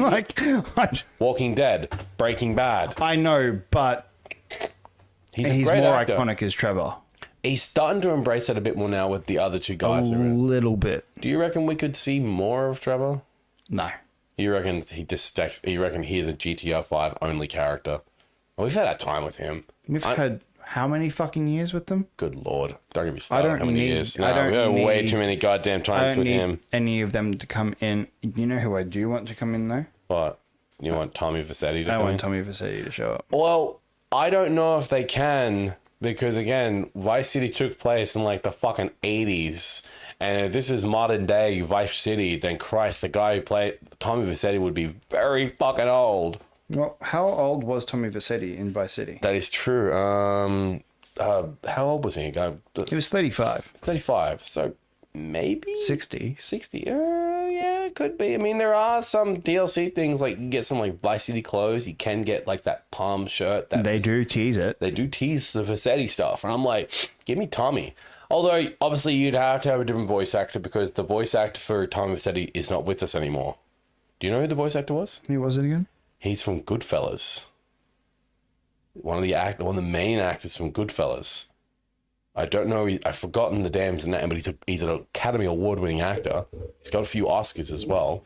It says here that Tommy Vercetti will not directly appear in GTA 6 because GTA 6 is set in modern HD universe. The original 1980s character no longer exists in this timeline. But However, Rockstar includes fun Easter eggs like the Vercetti estate mansion and a lizard wearing his famous blue floral shirt. That would make sense considering that with San Andreas and GTA 5, you go down Grove Street and you can't find CJ Mom's house. It was Ray Liotta. Huh? Yeah, it was Ray Liotta who voiced Tommy Vercetti.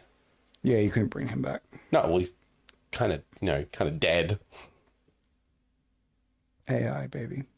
AI, but no. Look, I can understand that. Two different times, there was, Rockstar was a whole lot of different company when they made Grand Theft Auto Vice City and San Andreas. Because, I've never played GTA 1. And I don't think I ever will. No, I have never played it either. I've seen gameplay for it, and while it's revolutionary for the time, I would not go back and play it because it's just not my cup of tea. There was another Grand Theft Auto called Grand Theft Auto Chinatown Wars. That was pretty good. That was on DS, wasn't it? Yeah, it was on PSP and DS as well. Yeah. It was good, but it was the old school style of GTA 6, that top down, brawler style games, which good for the time. And this one. Yeah, Grand Theft Auto, the original Grand Theft Auto, it's a good game, but it's not a game. I've never played it. I never got to play it. You know what? Fuck it. I'll try and get it running on the Steam Deck. See if you like it. It's very different. It's actually in London. Didn't they do another one that was GTA London?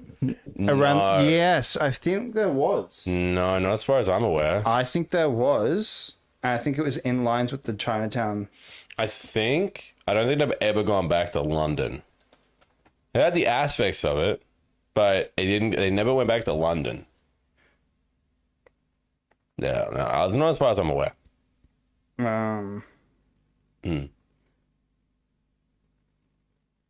Yes. When did they go back to London?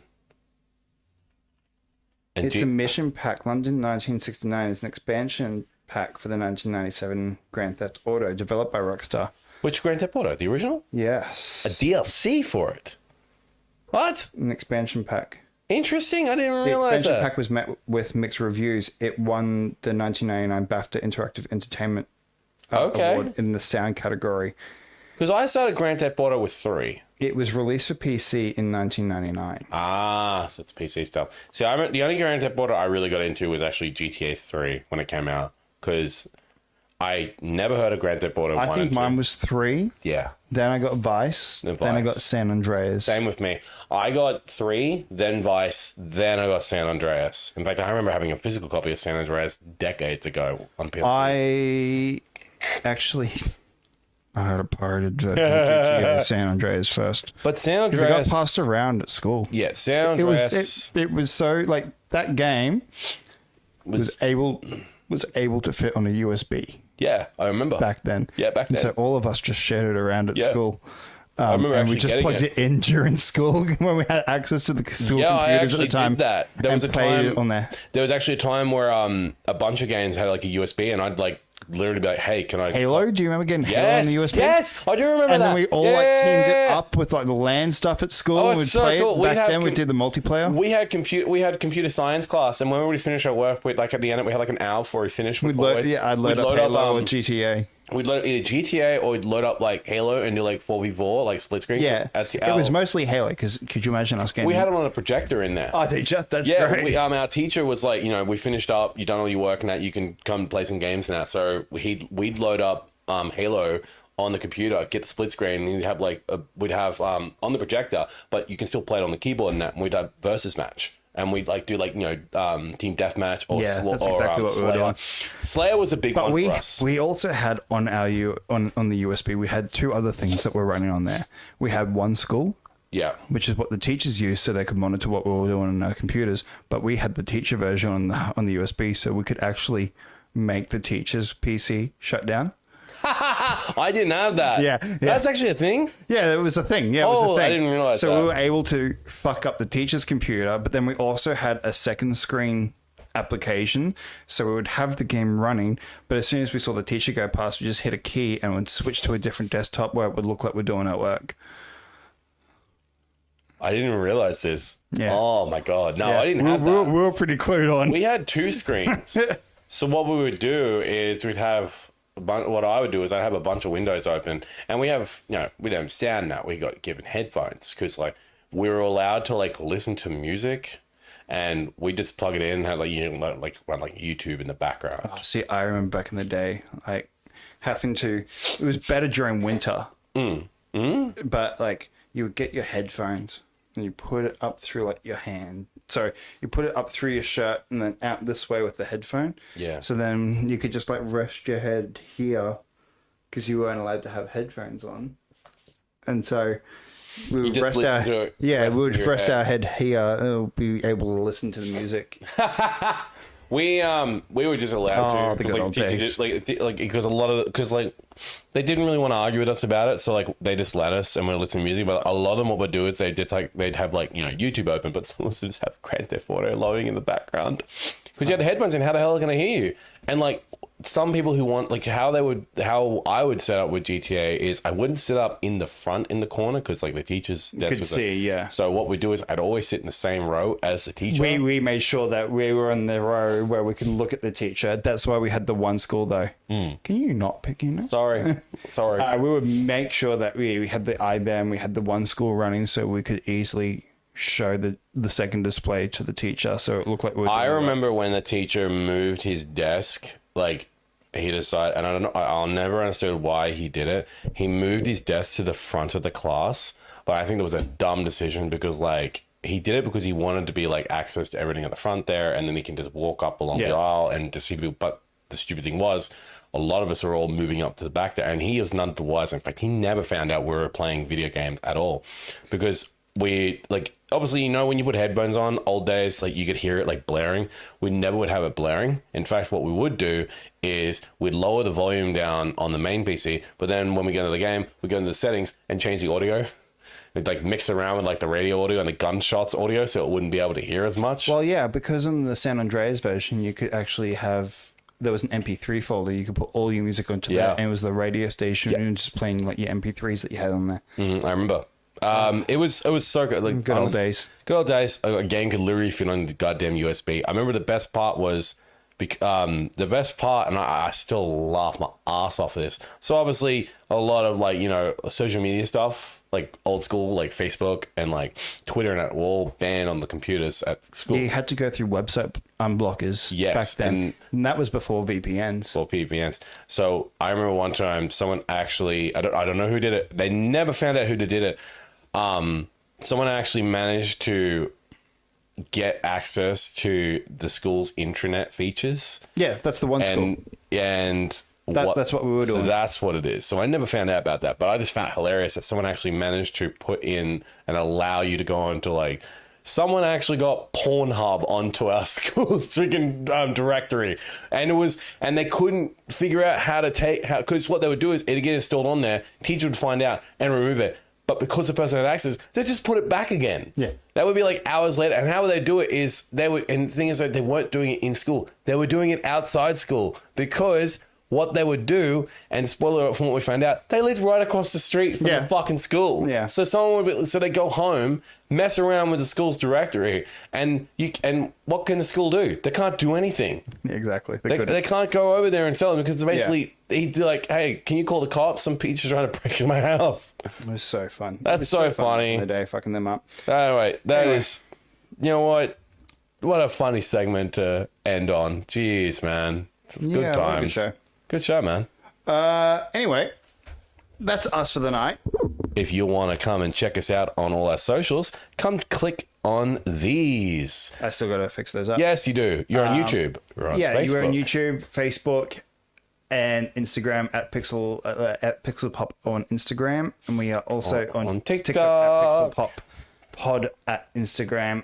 On TikTok, as well as Pixelated Popcorn Podcast on YouTube and the Pixelated Popcorn Podcast on Facebook, which we're now live streaming on there again too. Yes, by the way. we have a bunch of audiences now on our Twitch. We're now back on Twitch, and we're now back on which Facebook. I need to actually get Yes. Will to do one for Twitch now. That'd be great. But yes, go follow us there and hit the subscribe button on YouTube. And We appreciate on you Twitch. guys.